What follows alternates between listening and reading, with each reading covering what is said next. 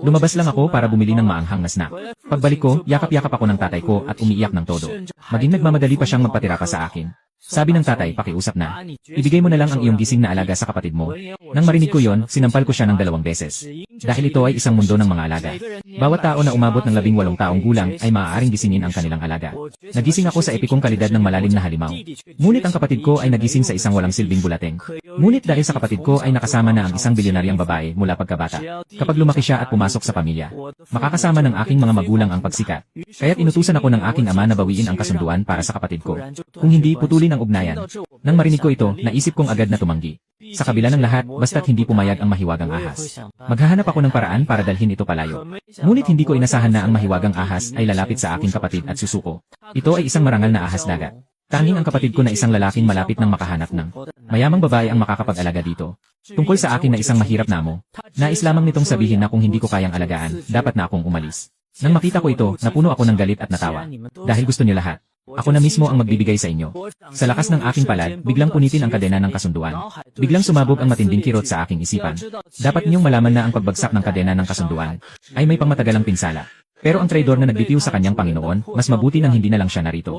Pinipilit kong tumayo kahit na masakit. Habang malabo ang paningin, kitang-kita ko ang matipunong katawan ni Jiang Zhenhai na mabilis na lumapit. Nalaman ng paboritong ama na nagsisisi na siya ngayon. Ngunit ang katotohanan ay, hinawakan ni Jiang Zhenhai ang Magic Jiao Crystal at ipinasok ito sa dibdib ng kanyang nakababatang kapatid na si Zhenhai. Natapos ang bagong kasunduan sa Panginoon. At ang aking mabuting kapatid na si Zhenhai. Sa sandaling ito, hindi mapigilan ang tawa sa sobrang tuwa. Sa puso ko, nagliliyab ang galit na paghihiganti. Isa lang namang isang epikong ahas. Sa hinaharap, sarili kong hahawakan ang traidor na ahas na ito pabalik. Hahatiin ko ito at gawing pagkain ng hayop. Malamig ang tingin ko. Lumingon ako at mabigat na hakbang na naglakad papunta sa pinto. Huwag mong sisihin ang tatay. Ang boses ng ama na si Jiang Zhenhai ay narinig mula sa likuran. Tumawa ako ng malamig. Siyempre, hindi kita masisisi. Ngunit sana, huwag mo rin akong sisihin sa susunod. 3 araw mula ngayon, magsisimula ang bagong pagsubok sa paaralan. Tanging ang mga makakapasa sa bagong pagsubok ang may karapatang mag-apply sa Tsinghua University. Kailangan munang muling makipagkontrata sa mga alaga bago yon. Kaya pumunta ako sa tindahan ng alahas. Ibinenta ko ang jade pendant na ibinigay ng lola ko ng 20,000 espiritu. Pagkatapos, sumakay ako ng taksi papunta sa pinakamalaking na tindahan ng mga hayop na pang-espiritu sa Nanyang, ang Wan Shuxing. Diretso akong pumunta sa ika-8 palapag, sa lugar ng mga bihirang hayop na pang-espiritu. Sa lobby, nakalista ang mga 12 ng bihirang hayop na pang-espiritu na may iba't ibang anyo. Pero nang tiningnan ko pababa, nang tumingin ako sa ibaba, nakita kong may nakalagay na 500,000 espiritual na barya sa ilalim ng bawat espasyo ng kabinet. Yung puting buwan na lobo may presyo pang 800,000. 800,000? Bakit hindi mo ito nakawin? Hawak ko ang 20,000 espiritual na card. Nahihiya akong humaplos sa aking ilong. May mas mura ba kayo dito? Hinawakan ko ang isang sales assistant at mumiti. Hindi nagpakita ang sales assistant ng pandidiri. Nakangiti at mahinahon na ipinaliwanag. Dito na ang lahat ng bihirang uri ng mga espiritu ng hayop. Kung gusto mong mas mura, pwede kang tumingin sa mga magagaling. Nagpakita ako ng pagkadismaya. Ngunit biglang nagsalita ang sales assistant.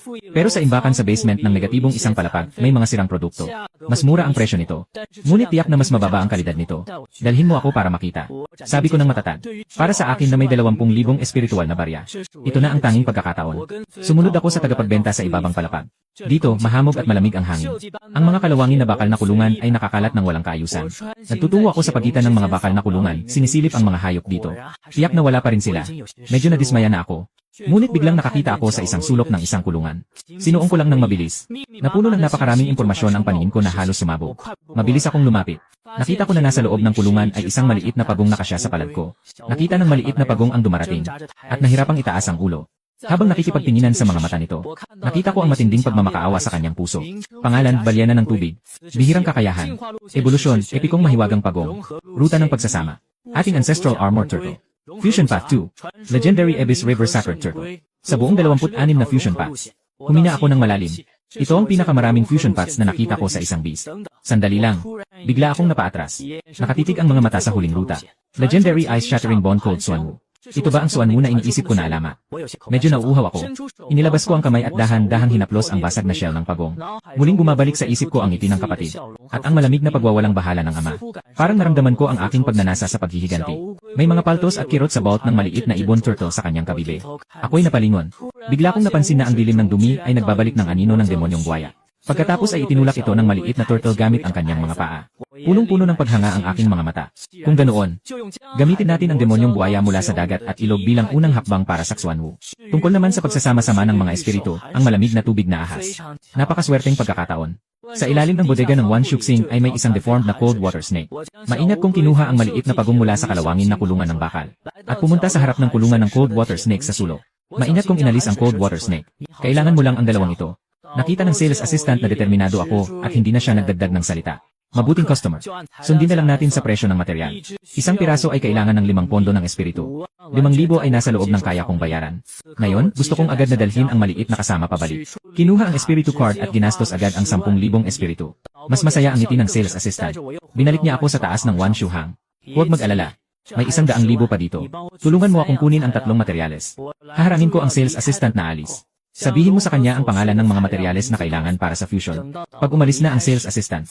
Sa oras na yon, parang walang pakialam ang lahat sa lobby, nakatutok sa akin.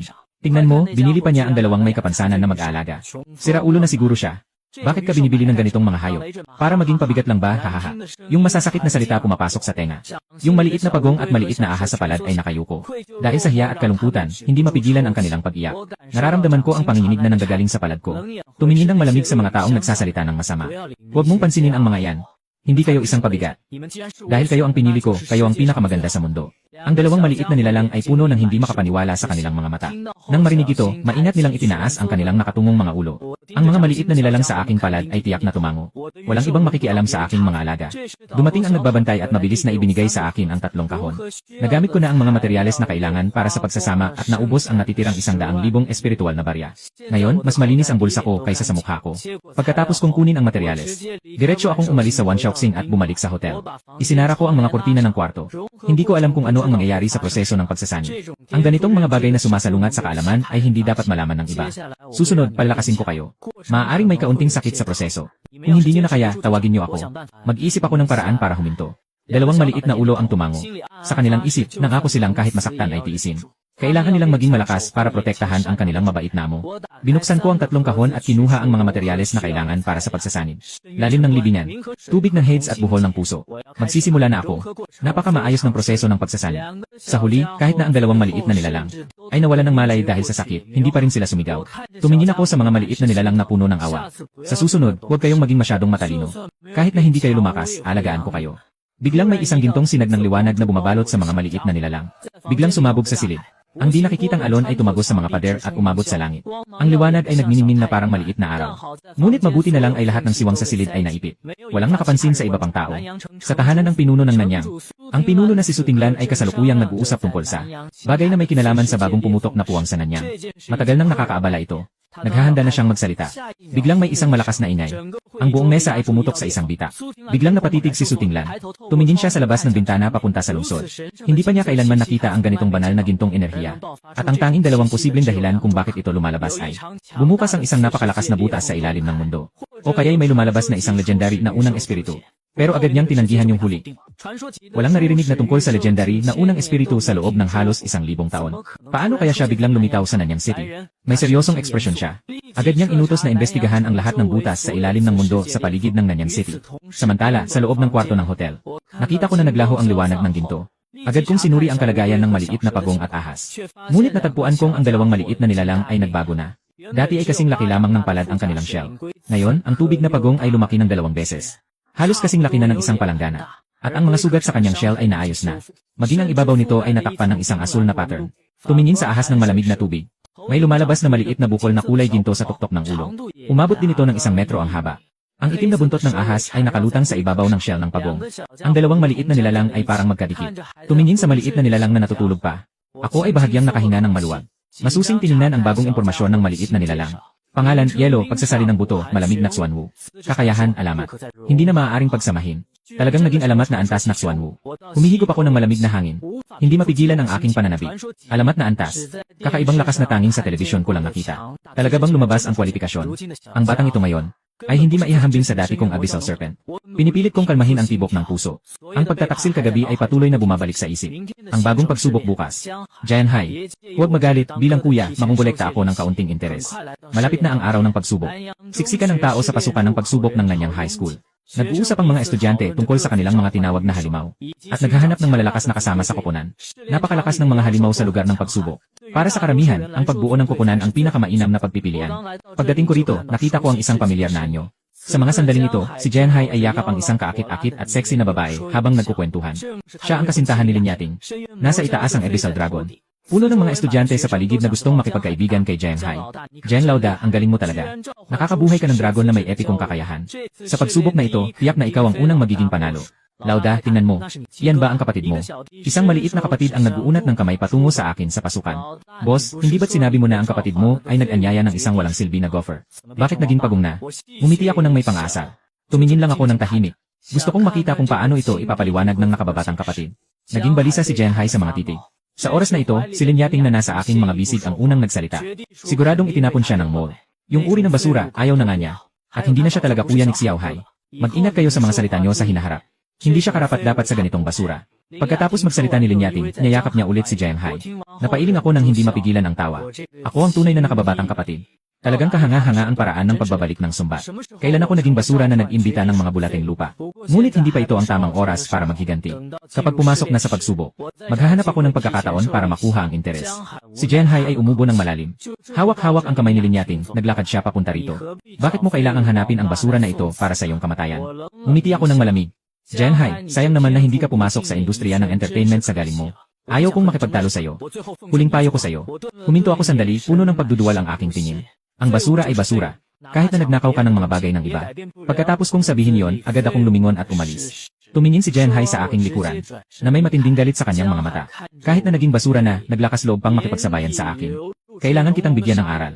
Pagkatapos niyang sabihin yon, tumingin siya sa pusa na nasa aking paanan. Malalim na demonyong ahas. Putulin mo ang shell ng pusa na yon. Pagkatapos niyang sabihin yon, biglang sumabog ang Abyssal Demon Dragon. Ang lila nitong buntot ng dragon ay naging napakatulis, diretsyo nitong tinadtad ang Swan Treasure. Maraming tao ang tumingin ng may kakaibang pag-isip. Nako, delikado na. Malamang na malubha ang sugat ng kanyang beast tamer. Dahil meron siyang nakatatandang kapatid na nagkokonsulta ng dragon. Sa kanilang paningin, tiyak na hindi ako makakagawa ng reaksyon. Pero sa sandaling tinadtad ng Abyssal Dragon ang buntot nito sa shell, biglang lumitaw ang tubig na kalasag upang hadlangan ang atake. Paano nangyari iyon? Paano siya nakapag-react? Ang mahalaga ay kayang hadlangan ng pagong na iyon ang atake ng dragon. Biglang umingay ang paligid sa mga sigaw. Kahit si Jianhai ay naguguluhan.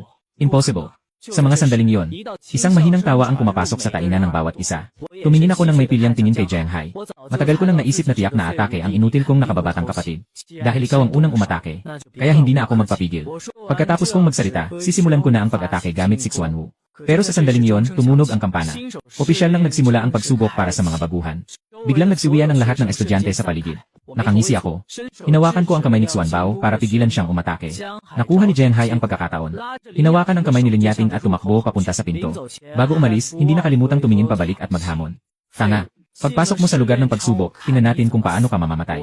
Nagbigay ako ng malamig na ngiti na puno ng pagdududa. Dinala ko si Xuanbao patungo sa pasukan. Sa loob ng pagsubok na espasyo. Ngayon ay nasa makakapal na gubat ako. Sa langit ay umiikot ang iba't ibang mga detection ball na naka-install ng alyansa. Tinitiyak na ang bawat lugar ay nasa kontrol.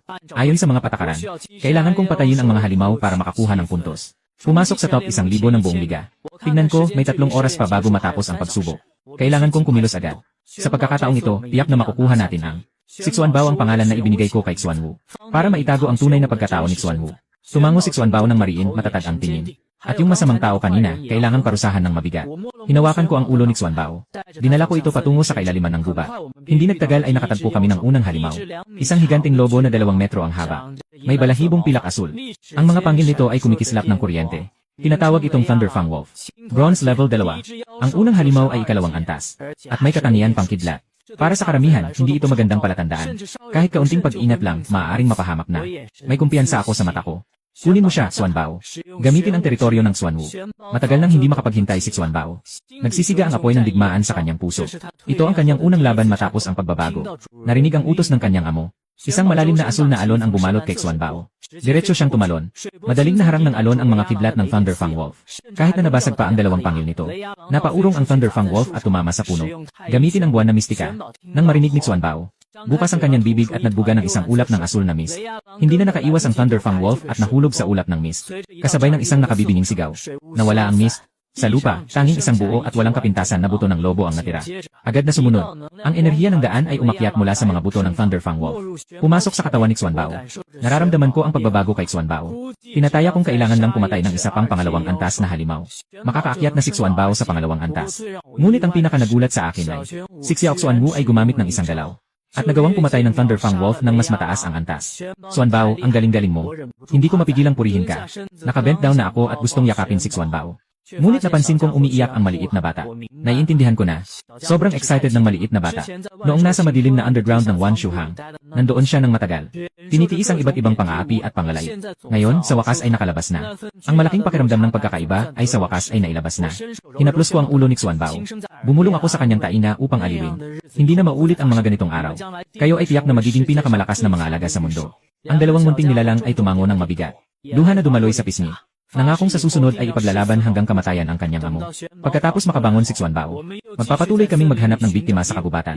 Matapos ang karanasan sa Lialong. Sa pagkakataong ito, pipili kami ng mas makapangyarihang halimaw. Hindi maliit ang espasyo ng pagsubok. Pagkatapos ng higit sa 10 minuto, sa wakas, nakatagpo tayo ng pangalawang halimaw. Isang bronze na antas, dalawa na scorpion na may lason.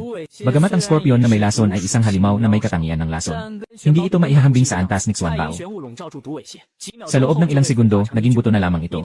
Ang enerhiya ng daan ay umakyat mula sa katawan ng scorpion na may lason. Pumasok ito sa noo ni Xuanbao. Nakita ko ito at agad na sinuri ang impormasyon ni Xuanbao. Katawan, ang tao ng apoy ay direktang umakyat sa ikalawang antas ng tanso. Hindi ko pa naisipang magala. Biglang bumuhos sa aking isipan ang napakaraming espiritual na lakas. Ang aking antas ay umabot din sa ikalawang antas ng tanso. Ang antas ng Beastmaster ay nakasalalay sa antas ng mga alaga. At kasabay ng pagtaas ng espiritual na lakas, may pagkakataon pang makipagkontrata ng mas maraming alaga sa hinaharap. Hinaplos ko ang ulo ng maliit na Xuanwu na labis akong nagagala. Pagkatapos, dinala ko si Xuanbao sa gubat upang maghanap ng mga mataas na antas na halimaw. Ano man ang dumaan, maging ito ay unang antas o pangalawang antas na halimaw. Lahat ay aking nahuli. At ang aking mga puntos ay tumaas na parang nasa rocket. Sa monitoring room ng Nanyang High School, abala si Wuyang sa pag-upload ng mga video sa monitoring sa punong tanggapan ng alyansa. May narinig na mga hakbang sa likuran. Ito ay si Principal Liu Yefeng ng Nanyang Middle School. Nagmamadali siyang lumapit, nakatuon ang kanyang tingin sa ranggo sa malaking screen. Ilan sa mga paaralan ang nakapasok sa unang libo. Nang marinig ito, umiling si Wuyang. Mas mababa ang antas ng taong ito kumpara sa nakaraang taon. Sa ngayon, 3 pa lang ang nakapasok sa listahan. Nang marinig ito, umiling si Principal Liu Yefeng sa pagkadismaya. Si Wuyang ay nagpatuloy sa pagsasalita. At saka yung summon na epic na dragon, na bumagsak sa dagat ay nakapasok sa top 200. Kakaunti lang ang puntos na umabot ng 1,000. Yung dalawa pa ay nasa labas pa ng top 800. Nakangiti si Principal Liu Yefeng at nagsalita ng may hinaing. Hindi maganda ang kalagayan ng buong liga ngayong taon. Kakaunti lang ang nakakaabot ng 1,000 na puntos kahit na hindi pa umaabot sa 200. Sa ganitong pananaw, mukhang matatalo na naman tayo sa hamon ng mundo ng mga demonya ngayong taon. Si Wuyang ay nahabag at humihikbi. Kung matatalo ulit ang liga, masisira na ang record ng 10 sunod-sunod na pagkatalo. Habang siya ay nag-isip na umalis at ipagpatuloy ang pag-aayos ng mga video ng mga estudyante, napansin niya ang pangalan sa pinakababa ng malaking screen. Biglang lumabas ang isang pangalan. Nanyang High School, Jianglin. Umiti si Wuyang. Naghahanda ng ipaalam ang balitang ito sa punong guro. Bigla niyang napansin na ang pangalang ito ay parang rocket na mabilis na umaakyat. Sa isang kisap mata, umabot na ito sa 500. Tingnan mo, punong guro. Nakatakbo na si Liu Yefeng palabas ng monitoring room. Nang marinig ito, lumingon siya at tumingin sa ranggo ng liga. Sa isang iglap lang, direktang pumalo ang pangalan ko sa ika-100 na pwesto. Hindi lang iyon. Yung puntos sa likod ng pangalan ko, patuloy na tumataas sa nakakatakot na bilis. Lumampas na sa 2,000. Nangangatog ang mga mata ni Liu Yefeng. Sa pangalan na yon, bakit ganito kabilis ang pagtaas ng aking puntos? Ang unang reaksyon ni Wuyang ay may mali sa datos. Dapat malaman na kahit si Jiang Hai na may epikong kalidad, ay may puntos na higit sa 1,000 lamang. Paano ko natapos ito sa loob lamang ng ilang minuto? Pati na rin, nalampasan ko pa ng 1,000 puntos. Agad siyang nag-ayos ng iba't ibang datos. Kahit na inireport ito sa punong tanggapan ng alyansa. Ang resulta na nakuha namin ay walang problema. Si Liu Yefeng ay nagsusumikap na manatiling kalmado. Pero hindi mapigilan ang ngiti sa kanyang labi. Sa oras na ito, lumagpas na ang aking puntos sa 3,000. Pumasok sa top 10 ng liga. May lamang-lamang na 6% sa unang pwesto. At ang aking pag-angat ay hindi pa humihina. Agad na kunin ang kanyang video surveillance. Sinabi ng punong guro na si Liu Yefeng nang may galit. Kung hindi ako nagkakamali, siya ang kapatid ni Jiang Hai. Ngunit malinaw na narinig kong siya ay tumawag lamang ng isang karaniwang antas na gopher A. Sa puntong ito, napagtanto ni Wuyang ang seryosong sitwasyon. Agad niyang binuksan ang aking live video sa screen ng kagamitan. Ang aking pangalan ay mabilis na umabot. Ngayon ay nasa tuktok na ako ng unang pwesto. Ang puntos ay umabot na sa higit sa 5,000. Hindi na inisip ni Liu Yefeng ang kanyang imahe at agad pumunta sa harap ng screen upang manood ng live na broadcast. Sa live na larawan, sa sandaling ito, kasama ko si Xiao Xuanwu na umaakyat sa batis patungo sa kailaliman ng gubat. Kung susuriin ng mabuti, makikita na ang antas ng tao at hayop ay parehong umabot na sa bronze tier 4. Xuanbao, sigurado ka bang nakaramdam ka ng 6 na antas na halimaw sa kailaliman? Tumakbo ako ng masyado mabilis at hindi ko mapigilan ang paghinal. Tumango si Xiao Xuanwu, ang kanyang mga mata ay matatag. May kalahating oras pa. Ngayon, makikita natin kung gaano kalakas ang 6 na antas na halimaw. 10 minuto mamaya. Tama nga, nakakita ng isang 6 na antas na halimaw na tanso. Pangalan, daga na may spikes. Antikong ikalimang yugto. Nanghihindik ako habang tinitingnan ang kayumanggi itim na daga na may spikes. Yung aura pa lang ng antikong ikalimang yugto. Hindi na mapapantayan ng mga mababang antas na halimaw. Kung ang Xuanwu ay may 5 yugto ng laban, hindi ako matatakot kahit ano paman. Pero ngayon ay nasa ika-4 na yugto lang siya. Tumaas ng 2 antas. At ang mas nagpapahirap sa akin, ay hindi lang ako ang narito. Ng 5 tao sa grupo, na pinilit ng bear na may tinik sa tabi ng sapa, harapan, at gilid. Mabilis kaming napilitang pumunta sa tabi ng sapa. Boss Jiang, makakatakas ba tayo? Boses ng kasamahan, mahinang-mahina. Anong ikinakatakot? Wala nang lakas ang hayop na ito. Mabilis, ituloy niyo na. Kailangan itong gilingin hanggang mamatay. Hinila ni Jianhai ang isang kasama para itulak. Nakita ko ang lahat ng ito. Sa alaala, ganito ang aking nakababatang kapatid. Handang gumawa ng kahit ano para sa kapakinabangan. Talagang swerte, aking mabuting kapatid. Nakangiti ako ng malamig. Nagpa siya akong magmasid muna bago kumilos. Yung kasamahan na itinulak palabas ay kakagawi lang bumalik. Ngunit pinigilan siya ng demonyong ahas. Ngayon, hindi siya makatakbo o makapasok. Walang pag-aalinlangan ang nakatagong oso. Diretso niyang tinapos ang kanyang buhay gamit ang galit na pangil. Si Jianhai mula simula hanggang wakas ay walang kahit anong pagsisisi. Ibinuka niya ang kamay para muling hilahin ang isang kakampi at itapon ito. Ipagpatuloy mo lang ang pagdurog dito. Hindi pa nakakariak ang kakampi isang 18 taong gulang na estudyanteng high school, may takot na ekspresyon. At nahagis na sa harap ng isang bear na may tinik. Pulang-pula ang kanyang mga mata. Bago mamatay, sumigaw siya. Jianhai, anak ka ng isang puta. Ngunit hindi ito pinansin ni Jianhai. Inabot niya ang huling kasamahan at itinapon din ito. At ipinakita sa mata na maghintay si Ma Jiao para magamit ang pagkakataon na siraan si Chai Bei. Para bigyan sila ni Chai Bei at linyating ng pagkakataong makatakas. Tumingin si Chai Bei sa taong muling itinapon sa kanya. Nagpasimula ang punglo ng sumpa upang tapusin ang buhay niya. Ngunit bumagal ang bilis ng kanyang kuko sa pagkakataong iyon. Hindi niya nagawang makapag-react. Isang malabong asul na ulap ng tubig ang direktang bumalot dito. Isang sigaw na nagdudurog ng puso ang umabot sa ulap. Nang maglaho ang ulap, ang dating matikas na oso na may tinik ay natira na lamang ang mga buto. Agad na natigilan si Jianhai. Hinila niya si Linyating at lumiko upang tumakas. Bigla siyang nakaramdam na hindi makagalaw. Mabuting kapatid, nagkita na naman tayo. Ang boses ko ay unti-unting lumalapit. Si Jianhai ay hindi makapaniwala at lumingon sa akin na papalapit. Ako ay tila nakangiti ngunit hindi. Inabot ko at pinatpat ang mukha ni Jianhai. Bakit ngayon ay ayaw mo na ring tawagin kuya? Samantala, ang liwanag ng enerhiya ay lumutang mula sa bangkay ng bear na may tinik. Pumasok ito sa noo ng maliit na Xuanwu. Direktang umabot si Xuanbao sa bronze level 5. Lalo pang lumakas ang kapangyarihan ng presyon ng Yuanhai. Naramdaman ni Jianhai na bumigat ang bigat sa kanyang likod. Si Linyating ay talagang nahulog sa lupa. Biglang lumiit ang mga mata ni Jianhai. Sa mga sandaling ito, para akong demonyo sa kanyang mga mata. Mamatay ka, hayop. Matigas ang kanyang tingin. Ang buntot ng Abyssal Serpent ay kumikilos. Nagsimula ang Shadow Strangulation na kakayahan. Direkta itong nakatuon sa akin. Ngunit hindi pa ito tumama sa akin. Naharang ito ng mahigpit ng dumainig Xuanbao. Malamig ang aking tingin. Jianhai, talagang walang awa ang iyong mga galaw. Wala akong pagdududa. Yung atake ng Abyssal Demon Dragon kanina ay para lang patayin ako. Humina ako ng malalim. Binato ko si Jianhai sa lupa gamit ang paa ko. Pinapatungan ko ang mukha niya. Naisip mo na ba, magulang, na mangyayari ito isang araw? Minsan gusto ko na lang kayong patayin. Si Jianhai ay hindi pa kailanman naging malapit sa kamatayan gaya nito. Ngayon, ang kanyang mga mata ay puno ng takot, ang kanyang boses ay nangangato. Bakit ganun kalakas ang pagong na yon? Narito ang espasyo ng pagsubok, hindi mo ako maaswang. Siyang sigaw niya. Ang takot ay kumakalat sa buong katawan. Siyempre, hindi kita papatayin. Ibabalik ko ang aking mga paa. Lumiko ako upang tingnan ang demonyong ahas na kontrolado na ni Xuanbao. Ngunit kailangan kong kumuha ng kaunting interes ng maaga. Nakalibutan ni Xuanbao ang sirasirang ahas dagat. Humina si Xuanbao ng malalim. Mas malakas na lawak ng Abyss ang nagbubunggoy, nakapirmi sa demonyong ahas dagat. Biglang bumagsak ang abyssal na demonyong ahas dagat mula sa langit. Mas mataas si Xuanbao ng 2 hakbang kaysa sa kanya. Hindi makalaban ang demonyong ahas dagat. May mapanuksong na tingin ako. Kinuha ko ang isang maliit na kutsilyo mula sa aking dibdib. Direktang hiwain ang balat ng mahiwagang ahas. Natatakot na sigaw ni Jianhai. Anong gagawin mo sa aking mahiwagang ahas? Ang iyong mahiwagang ahas. Umiti ako. Tinuturo ko ang kabaligtaran nitong kaliskis. Direktang pinutol ko ito ng isang palo. Kasama ang laman nito na nahati. Ang malalim na halimaw ay naglabas ng masakit na sigaw. Ngunit ito ay pinipigilan ng Xuanbao at hindi makagalaw. Itinutok ko ang maliit na kutsilyo sa itaas ng itim na bukol ng halimaw. Kasama ang laman na hinukay ko. Pigilan mo yan, hayop ka. Si Jianhai ay may mga pulang mata. Gusto na akong patay na agad. Ngunit sa oras na yon, ang paligid ay kumikilos. Natapos na ang pagsubok sa unang antas na tumagal ng 3 oras. Lahat ay kusang umalis sa gubat at pumunta sa ikalawang antas ng pagsubok.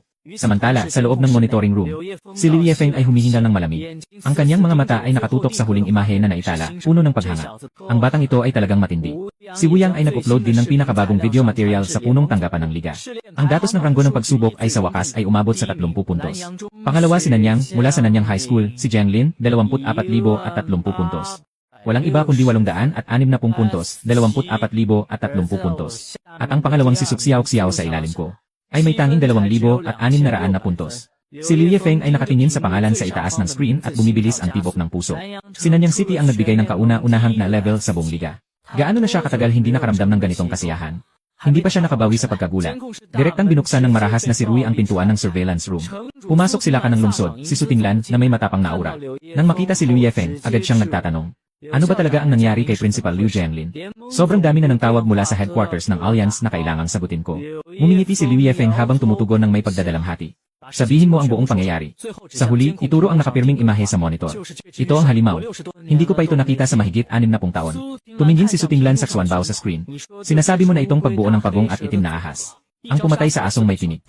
Tumango si Liu Yifeng. Si Su Tinglan ay hindi pa rin naniniwala na ang ganitong kaliit na 5 antas na pagong ay kayang pumatay ng antas na 6 na nakatusok na oso. Ngunit ano ang katotohanan? Kailangan pang maghintay hanggang matapos ang pagsubok bago magtanong sa kanya. I continue ang pagkuha ng monitoring sa ikalawang antas. Nang muli akong magbukas ng mata. Kasama si Xuanbao ay nasa isang silid na mas mababa sa 100 metro ang diameter. Ang mga pader sa paligid ay gawa sa mga kristal ng hangganan. Sa buong silid kami lang ni Xuanbao. Ipinasok ko sa bulsa ang mga balahibo at pangil ng dragon na tinanggal ko kanina. Giant Hai. Malubhang nasugatan ng Abyssal Serpent.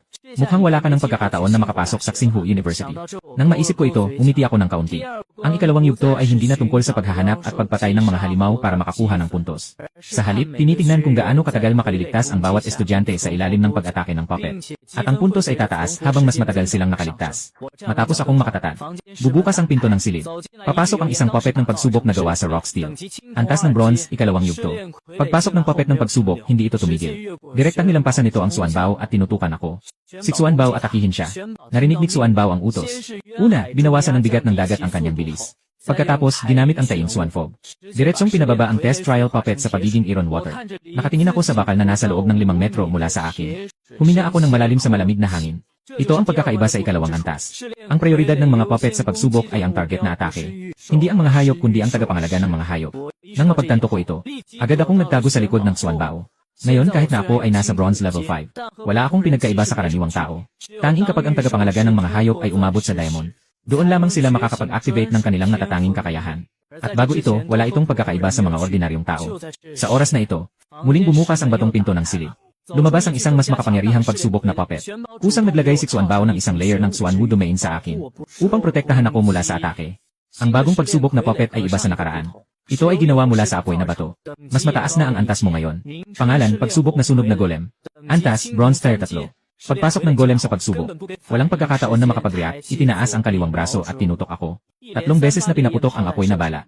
Di ko man lang nagawang makapag-react, tinamaan na ako. Pero salamat sa realm ng Xuanwu ni Xuanbao, hindi ako nasaktan. Lumipas ang 3 minuto.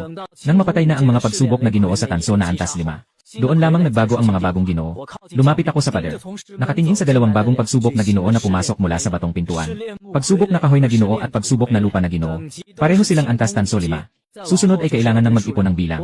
Maingat kong iniiwasan ang mga pagsubok na puppets. Kapag tinamaan ako, tapos na ang pagsubok. Samantala, sa monitoring room. Sa wakas, nakita ng punong bayan na si Su Tinglan ang aking galing. Wala na siyang duda sa aking na level na rating. Ngayon, hindi na ito la level. Sa ranggo ng liga, ang aking rating ay umabot na sa mahigit 2,000 puntos. Naging unang yada level 640-660 siyam. Si Su Tinglan ay humigpit ang mga pupil.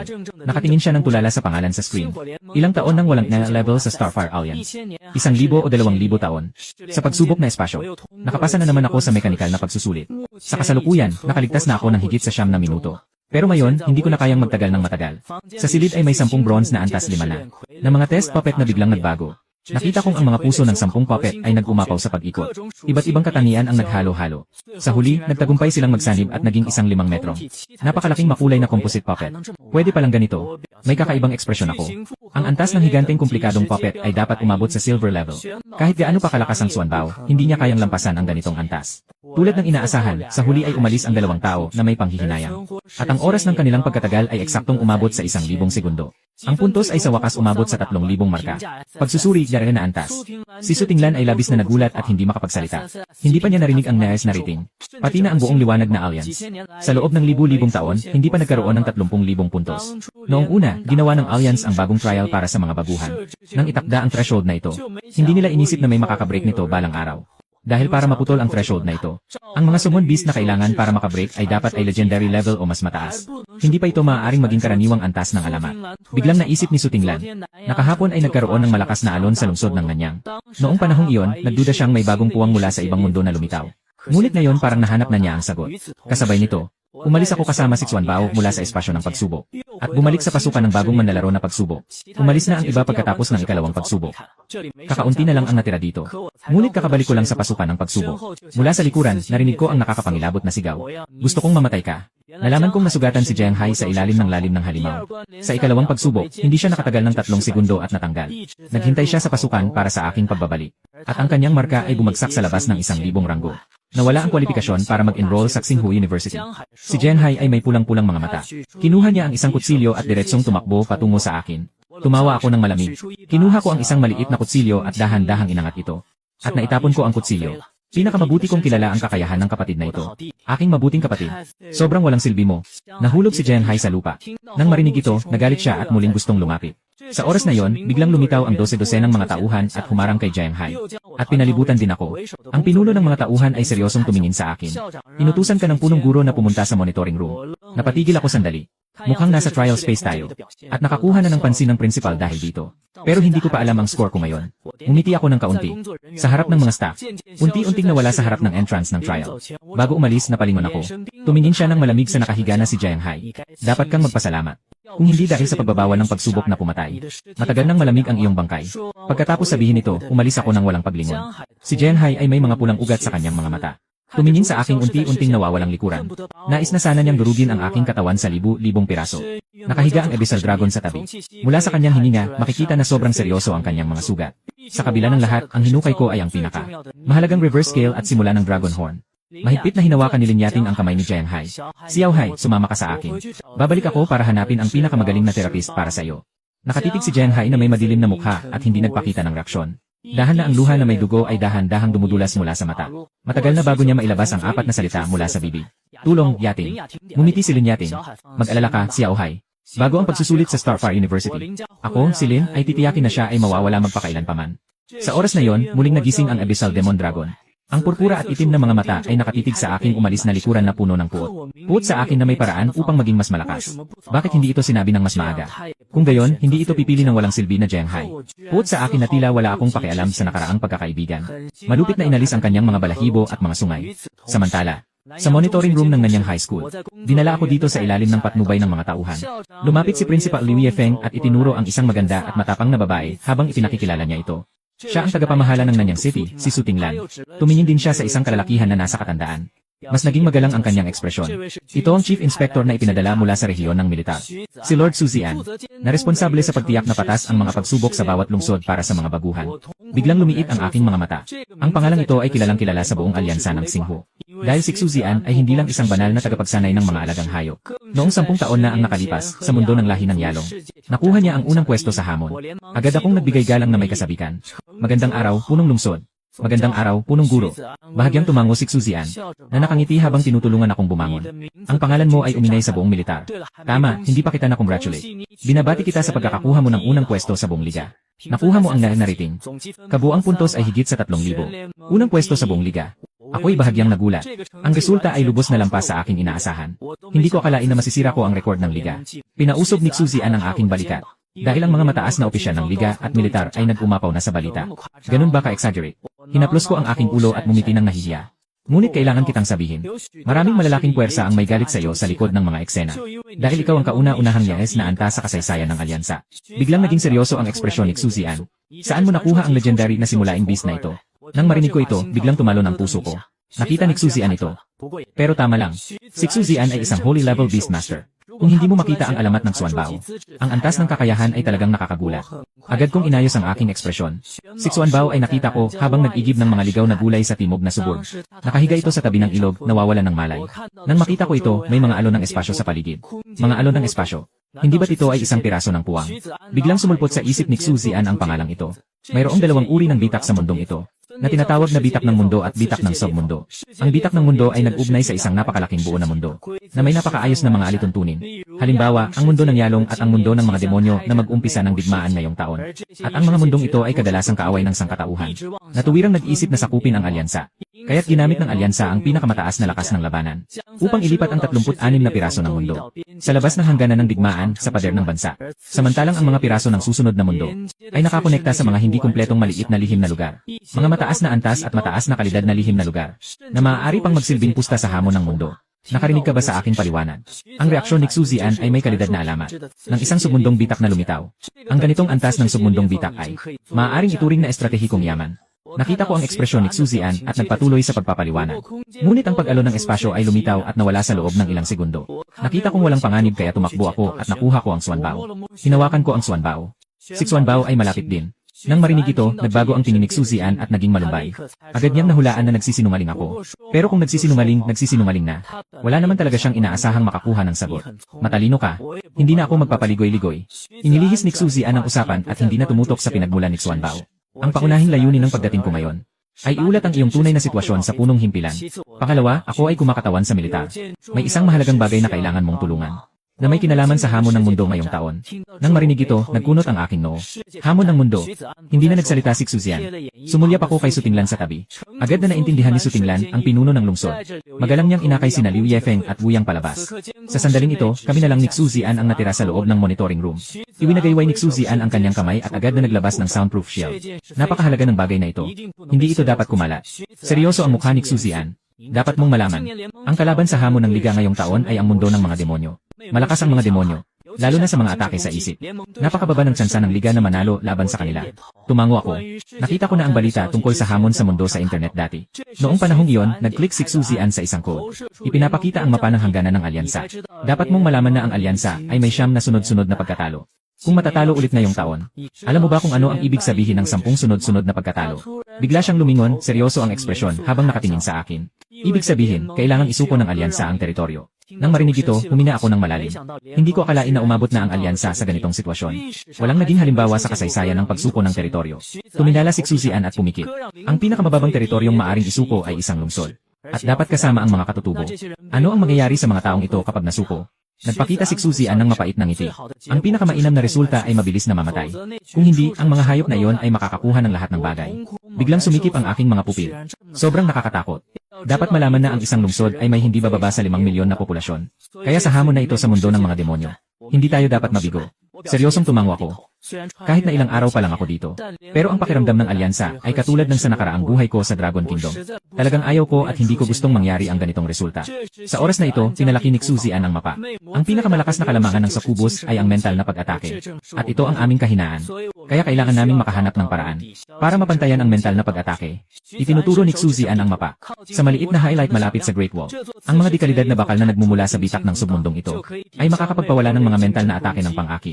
Basta makakuha tayo ng mataas na kalidad na bakal, maaari tayong makagawa ng helmet na makakapagpabago sa kapalaran ng alyansa. Biglang tumingin si Xuzian sa akin. Kailangan kitang pumasok at hanapin ang puso ng bitak na ito. Gawing pag-ari ng alyansa ang bitak na ito ng submundong ito. Nang marinig ko ito, sa wakas ay naintindihan ko ang layunin ni Xuzian. Pero baka masyado kang nagpapahalaga sa akin. Ako pa ay nasa bronze pa lang. Anong pinagkaiba kung pumasok ka o magpapakasawi? Nilingon ni Xuzian ang ulo.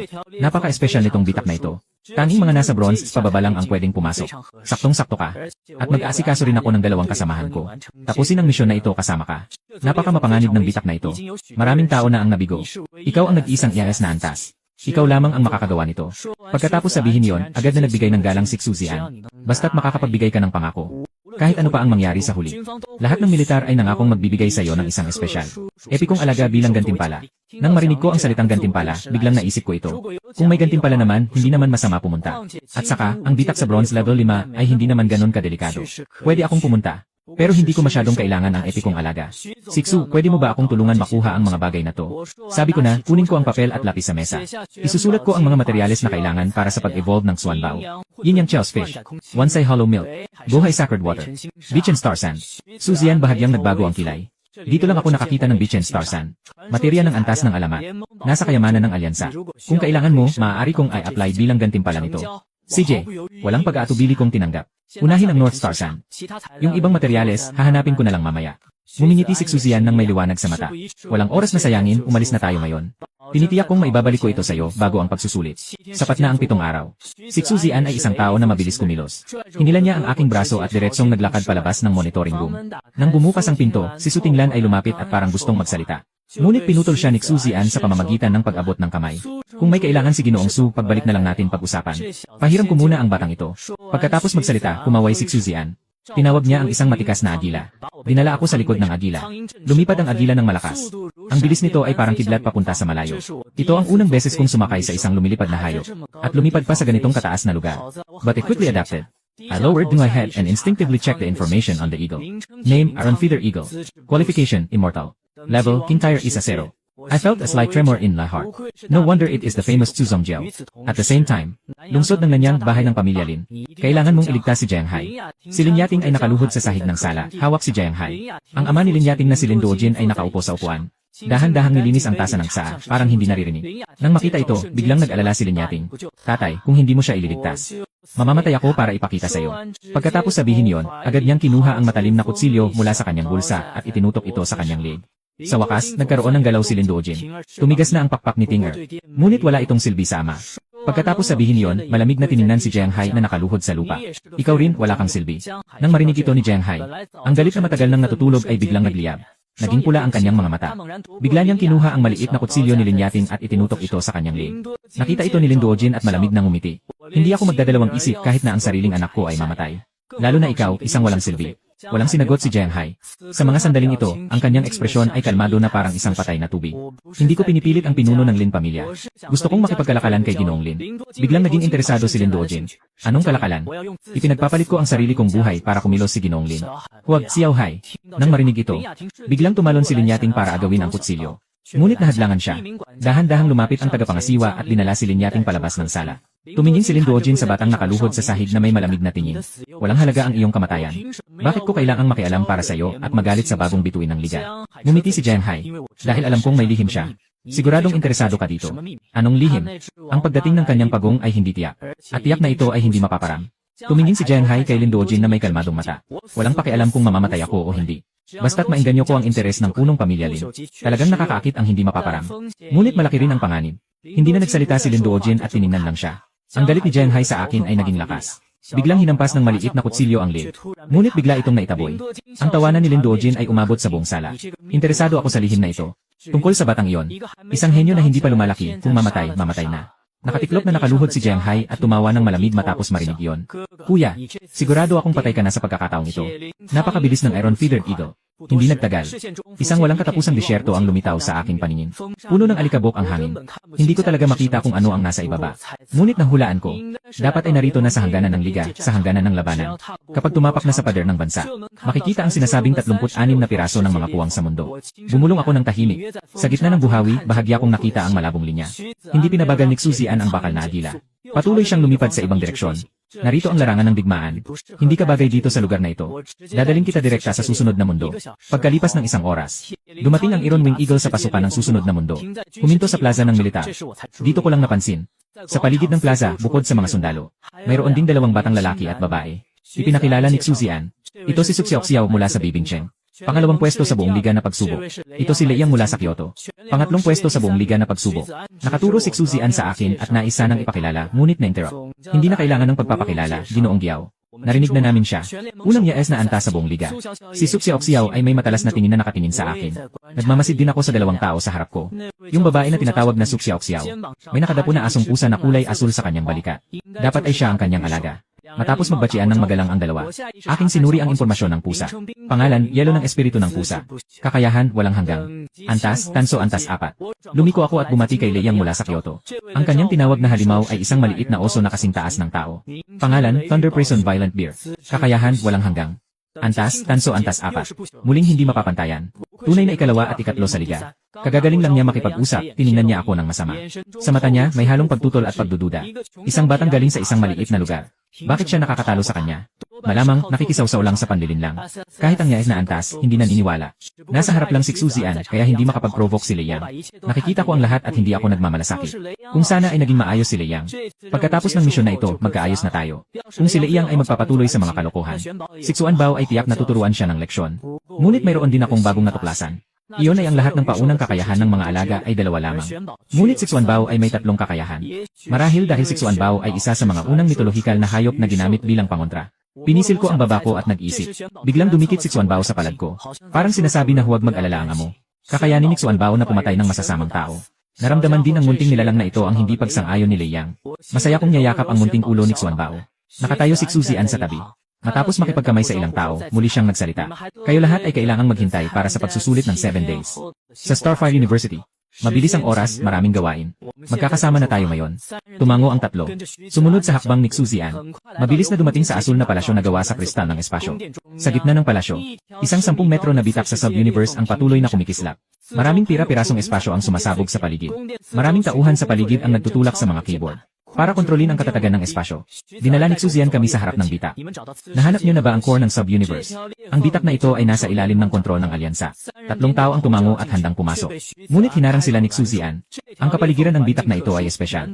Napakataas ng antas ng kahirapan. Bago kayo, may 8 grupo ng nabigo. Kung mabibigo pa kayo, kailangan ng talikuran ng alyansa ang bitak na ito. Maghanda sa pagbibigay ng teritoryo. Ngunit huwag kayong mag-alala ng labis. Gawin ang lahat ayon sa kakayahan. Pagkatapos ay inabot ni Xuzian ang 3 budget sa kamay ng 3 tao.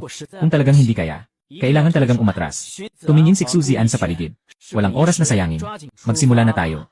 Nandito ako para batiin kayong lahat sa inyong tagumpay. 3 tao ang pumasok sa atensyon ng lahat. Pumasok sa puwang ng susunod na mundo. Nawala ang kanilang mga anino sa gitna ng palasyo. Sa loob ng puwang ng susunod na mundo.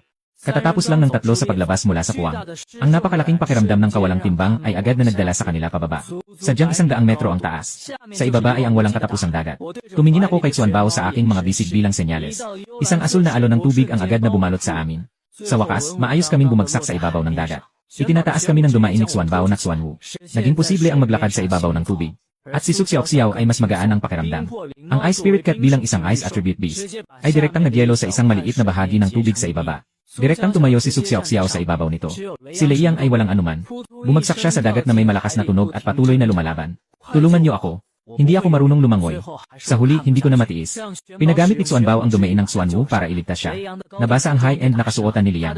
Yung kanyang beast na si Liu ang mabagsik na oso, kulay brown at asul ang balahibo. Parang nilaplap at dumikit sa katawan niya. Di maiwasang bumahin ni Liang. Nakangisi ang tingin niya sa akin. Mahihirap na bata. Huwag mong isipin na dahil niligtas mo ako, magpapasalamat ako sa'yo. Hindi pa rin ako naniniwala. Ikaw, isang mahirap na bata, makakakuha ng niyas na rating. Lei Yang, bakit ang pangit ng salita mo? Hindi pa ako nakakapagsalita. Si Suxiaoxiao ang naunang hindi nakatiis at sumagot. Kung hindi ka niya niligtas, matagal ka nang nalunod. Ganito ka na ba kalimutan ang utang na loob? Namumula ang mukha ni Lei Yang. Hindi niya matanggap na may label na walang utang na loob sa kanya. Tumingin siya sa akin. Nag-ipon ng lakas ng loob at yumuko. Salamat sa'yo. At hindi ako walang utang na loob. Tumingin ako kay Lei Yang at hindi ko napigilang tumawa. Talagang anak ng mayaman sa Kyoto.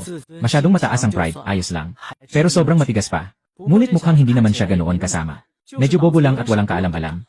Pinaalis ko siya ng kamay ko para tumayo. Magsimula na tayo. 3 tao ang naglakad patungo sa maliit na isla. Hindi pa nga nakakalayo ng ilang hakbang. Biglang dumaan ang isang dambuhalang alon na 10 metro ang taas. Hindi pa nakapag-react ang 3. Biglang sinalo at nalunod sila sa ilalim ng dagat. Sa ilalim ng dagat ay madilim, walang nakikita. Nakakunot ang aking noo. Tumingin ako sa ibabaw ng tubig. Salamat na lang sa proteksyon ni Xuanbao. Kung hindi, malulunod na ako. Sabay akong nagsasalita habang umaakyat. Nang makalabas ako sa tubig, hindi nagtagal. Si Lei Yang at Suxiaoxiao ay dahan-dahang lumutang sa ibabaw ng tubig. Okay lang si Lei Yang. May proteksyon siyang shield, walang nangyari sa kanya. Pero basang-basa ang damit ni Suxiaoxiao. May itim na linya sa noo ni Suxiaoxiao. Wala siyang dalang ibang damit. Biglang bumalot sa kanya ang isang asul na proteksyon na kalasag. Nilingon ni Suxiaoxiao at tiningnan siya. Ngunit napansin niyang sinisipsip ng kalasag ang tubig mula sa damit. Sa loob ng ilang sandali, naubos na ito. Agad siyang umatras at taos pusong nagpasalamat sa akin. Inakbayan ko lang ang balikat niya at hindi na pinapansin. Huwag na nating sayangin ang oras. Magtakbuhan na tayo. Diretsong pumunta si Lei Yang sa unahan at nag-utos. 3 silang naglalakad sa ibabaw ng tubig. At pagkatapos ay papunta sa maliit na isla. Paminsan-minsan ay nagsusuri kung may malalaking alon na paparating. Mabilis nilang nahanap ang unang wave ng halimaw. 3 pira ang mahahabang mga isdang mandaragit. Pangalan nito ay kagat na isda. Bronze Tier 3. Bago ko sana ilabas ang kamay ko, bigla akong nahadlangan. Pinaas ni Lei Yang ang kanyang panga. Bagaman nagpapasalamat ako sa pagligtas mo sa akin kanina. Hindi ko naman sinabing tinanggap ko ang iyong yes na lakas. Mas mabuti pang ako na ang humawak sa mga halimaw na ito. Lei Yang, anong klaseng tao ka? At hindi ko naman sinabi na ibibigay ko sa iyo ang 3 halimaw na ito. Si Suxiaoxiao ay may mainit na ulo at handang makipag-away. Ngunit nahadlangan ko siya. Umiti ako habang pinapanood si Lei Yang. Ayos lang, maliit na ginoo. Ngunit ang kalasag ni Xuanbao ay mayroon lamang. Hindi ba't gusto mong makipaglaban kasama ang iyong oso? Biglang natigilan si Leyang. Umiti ako na parang may tinatago. Gusto kong makita kung paano pipiliin ng batang may mataas na paggalang sa sarili. Tahimik si Leyang ng 30 segundo. Naniniwala ako na mayroon kang Lea na antas ng lakas. Pero naniniwala lang ako ng 30%. Maaari bang bigyan din si Pangbear ng isang kalasal? Talagang napatawa ako sa hitsura niya. Ngunit nasayang na ang sobrang oras. Hindi na ako magpapatuloy sa laban. Sunbo nakikipag-ugnayan sa maliit na ulo. Gamitin ang domain ng Tsuno upang isuot sa Thunder Prison Berserk Bear. Ang Thunder Prison Berserk Bear ay direktang sumugod, pinapalo ang dibdib. Di katakataka na siya ang pangatlo sa buong unyon. Gamitin ang Thunderclap Claw ng Thunder Prison Berserk Bear. 3 kuko lang ang pumatay sa lahat ng Bloodthirsty Fish. 3 liwanag na bola ang umakyat mula sa bangkay ng Bloodthirsty Fish. Pumasok sa katawan ng Thunder Prison Bear. Susunod, anuman ang makaharap na halimaw. Hinarang lahat ni Leyang. Ngunit ang patakaran ng lihim na lugar ay habang papalayo. Mas malakas ang mga halimaw at mas marami ang bilang. Pagkatapos makumpleto ang 60% ng daan, muli silang haharap sa 5 halimaw na tanso na antas 5, na tinatawag na Deep Sea Giant Octopus. Antas ng tanso, ika-5 baitang. Harapin ang higanting tanso, ika-5 baitang. Sa wakas, hindi na nagmamalaki si Leyang. Ang kanyang Thunder Prison Bear ay nasa ika-4 na baitang ng tanso lamang. Tumingin siya kay Suxiao. Medyo pagod ang aking matabang oso. Tulungan mo akong magbuhat ng kaunti. Muling tumingin si Leyang sa akin. Bumuka siya ng bibig pero hindi makapagsalita. Sabi niya dati na malaki ang kanyang sinasabi. Nahayaan akong manatili sa likod niya. Tinitignan ko ang mukha ni Leyang na namumula, nahihirapan at natatawa. Ako ang may pananagutan sa 3. Ang natitira ay hatiin niyong 2. Itinaas ko ang aking manggas at kasama si Xuanbao, naglakad kami pasulong. Ngunit pinigilan ako ni Leyang sa pamamagitan ng kanyang kamay. Huwag ka nang magmalaki, mahirap na bata. Mas mabuti pang magtago ka sa likod ko. Sobra ka na. Talagang hindi na kayang tiisin ni Suxiao. Puno ng galit ang kanyang maliit na mukha. Ikaw na isang spoiled brat ng Kyoto. Nakaswerte ka lang kaya ka nakakuha ng di mamatay na halimaw. Huwag mo siyang palakihin. Naniniwala ako sa iyo, Suxiao. Pagkatapos sabihin yon, si Suxiao ay nag-roll up ng kanyang sleeves at handang makipaglaban kay Leyang. Ako'y labis na nagulat. Sobrang tapat naman ng ugali ni Suxiao. Kung hindi ako nagkakamali, mukhang galing siya sa Beibing Chen. Kaya pala, taga-norte. Agad kong pinigilan si Suxiao na gustong makipag-away. Wala nang oras, kailangan na nating kumilos. Tara, tapusin muna natin ang pagsubok. Hinaplos ko ang maliit na ulo ni Xuanbao at tahimik na tumawag. Xuanbao, tayo na. Hawakan ang natitirang 3 malalaking pusit sa dagat. Huwag hayaan silang makagambala sa laban. Narinig ni Xuanbao ang utos. Ang malalapad na mga pangharap na paa ay tumama sa ibabaw ng dagat.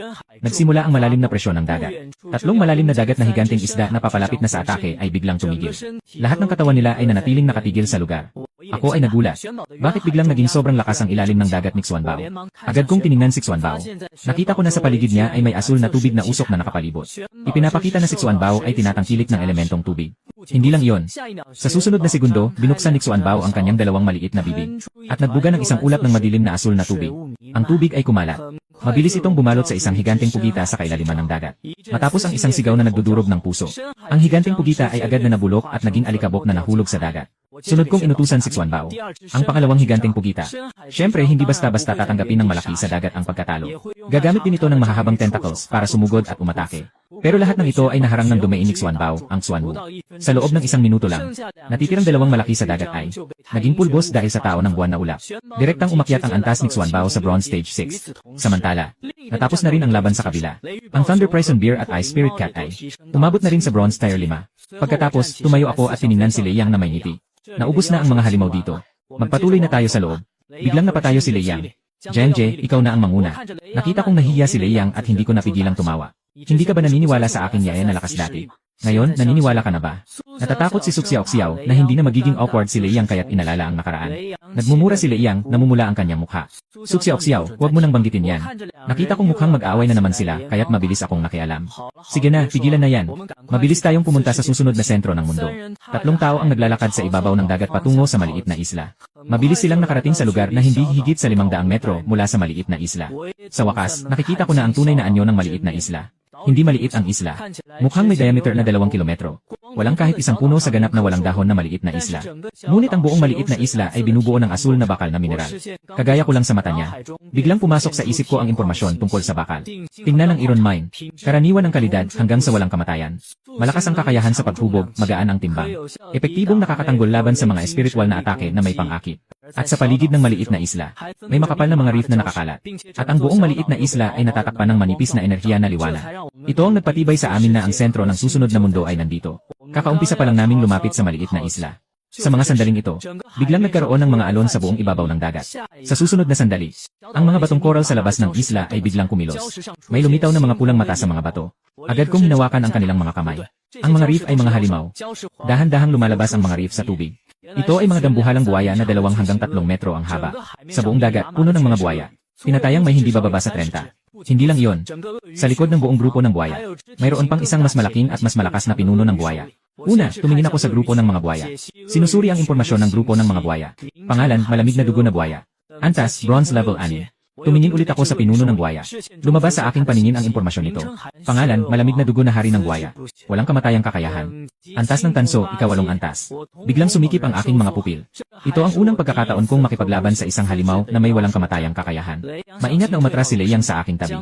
Giant J, bakit parang kapareho ng amoy ng malaking buwaya ang sa matabang oso? Tumango ako. Tama ang hinala mo. Ito ay may diwa ng immortal tulad ng Thunder Prison Violent Bear. O isang immortal na halimaw sa bronze level 8. Tiyak na mas mataas ito ng 3 antas kaysa sa Thunder Prison Violent Bear. Hindi nakatiis si Leyang na lumunok ng laway. Genje, kaya mo bang lutasin ito? Tumingin din si Suxiaoxiao. Sa kanilang dalawa, imposibleng talunin ang Cold Blood Crocodile King. Ngayon, umaasa na lang ako sa sarili ko. Pero hindi rin ako sigurado. Kahit na dati, nanalo si Xuanbao laban sa mas mataas na antas. Ngunit iba ang Hansu Ewang. Mas mataas ito ng 2 antas kumpara sa bihirang kalidad na Spike Bear. Si Xuanbao ay nasa Bronze Tier 6 lang. Hindi tiyak na kaya niyang talunin ang Hansu Ewang na nasa Bronze Tier 8. Susubukan ko na lang. Pero kaya niyo bang alisin ang ibang mga malamig na dugo na buwaya? Iyan ay 30 piraso. Sisikapin namin ni Xiaoxiao. Huwag silang pahintulutang istorbohin ka. Agad na sumang-ayon si Leyang. Pagkatapos nito, dinala ko si Xuanbao at diretsong tumakbo patungo sa grupo ng malamig na dugo na buwaya. Ang layunin ay ang malamig na dugo na hari ng buwaya. Kumilos na rin si Leyang at Suxiaoxiao. Tanggalin ang lahat ng hadlang sa daan. Gumamit si Xuanbao ng Taiyinsun. Tumalon si Xuanbao sa harap ng King Cold Blood Crocodile. Hinarap ng dumain ng Xuanwu ang atake ng buntot. Pagkatapos, 2 maliit na bibig ang nagbuga ng asul na ulap ng tubig. Nabalot ang King Cold Blood Crocodile. Matapos gamitin ang Taiyinsun, agad na bumalik si Xuanbao sa aking tabi. Nakakunot ang aking noo. Hindi nagtagal, naglaho ang ulap ng tubig at lumitaw ang anyo ng malamig na dugo na buwaya. Buhay pa pala siya. Maliban sa buntot na may ilang maliliit na butas dahil sa pagkabulok. Walang natamo ang malamig na dugo na buwaya na anumang nakamamatay na pinsala. Talagang karapat-dapat siya sa titulong di mapapantayan. Sobrang mahirap talaga. Napabuntong hininga ako. Agad kong pinigilan si Xuanbao na gustong sumugod. Itinaas ni Xuanbao ang kanyang maliit na ulo at nagtanong sa akin. Bakit hindi pinapayagan ng amo si Xuanbao na sumugod? Kaya ni Xuanbao na talunin ito. Mahigpit kong tinitigan ang hari ng malamig na dugo upang maiwasan ang biglaang atake nito. Pagkatapos, lumuhod ako at mahinang sinabi. Xuanbao, mayroon ka lamang isang atake na kasanayan, ang Taiyin Xuanwu. Hindi pa rin epektibo sa malamig na dugo ng buwaya. Gusto sanang tumutol ni Xuanbao. Ngunit pinutol ko siya. Xuanbao, huwag kang mag-alala. Siyempre, nandito ang maraming malamig na dugo ng buwaya. Maaari muna tayong gumamit ng mga ito para mag-level up. Bago natin harapin ang malamig na dugo ng buwaya. Nagniningning ang mga mata ni Xuanbao. Tumingin sa akin na may paghanga. Napakamatalino mo, Ginoo. Hinahaplos ko ang maliit na ulo ni Xuanbao. Tumayo ako at sumigaw sa likuran. Suxiaoxiao, Leyang. Tulungan niyo akong harapin ang Cold Blood Crocodile King. Dadalin ko si Xuanbao para mag-level up. Tumigil si Leyang at agad na lumapit sa akin. Genje, go ahead. Kahit na hindi kayang talunin ng Fat Bear ang mabahong buwaya na ito. Pero makakapagpahinto pa rin ng kaunti. Nagmamadali si Leyang sa kanyang mga mata. Tahimik si Suxiaoxiao.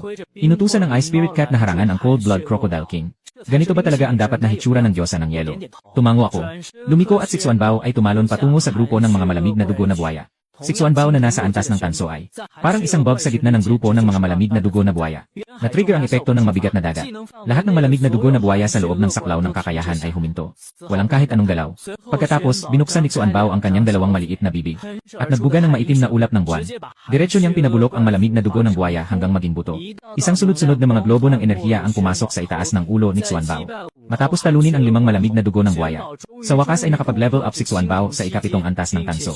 At ang aura ni Xuanbao ay naging mas malakas. Ang grupong ito ng malamig na dugo ng buwaya ay talagang isang natural na pool ng karanasan. Ngunit sa mga sandaling iyon, biglang bumangon ang malalaking alon sa buong karagatan. Ang mga alon ay kasing taas ng 10 metro. Xuanbao, mag-ingat ka. Malakas akong nagbigay ng babala. Punong-puno ng pagkabahala ang aking mukha. Ngunit tila hindi narinig ni Xuanbao. Diretso siyang tumakbo patungo sa alon. Sa isang iglap, nilamon na siya ng alon. Nagmamadali akong tumakbo papunta roon. Ngunit pinigilan siya ni Suxiaoxiao. Mag-relax ka. Walang masama kay Xuanbao. Si Xuanbao ay nagkaroon ng elementong pagkakaugnay. Unti-unti akong kumalma. Dahil nakita ko na ang malaking alon ay nilamon si Xuanbao. At bumuo ng isang bola ng tubig. Ano ang elementong pagkakaugnay? Sa aking alaala, wala akong ganitong impresyon. Nang makita ni Suxiaoxiao na ako'y naging kalmado, tumingin siya sa tubig na nasa loob ng alon, puno ng inggit. Elemental resonance ay ang pakikipag-ugnayan ng mga halimaw. sa isang espesyal na lugar at malalim na pakikipag-ugnayan sa kapaligiran. Biglang lumiit ang aking mga mata. Ang pagkakaroon ng elementong resona ay talagang napakalakas. Si Su Xiaoxiao ay puno ng inggit at nagpatuloy na magpaliwanag. At tanging ang mga alaga na may hindi mababasag na kakayahan at pataas lamang ang may napakaliit na tsansa na matrigger.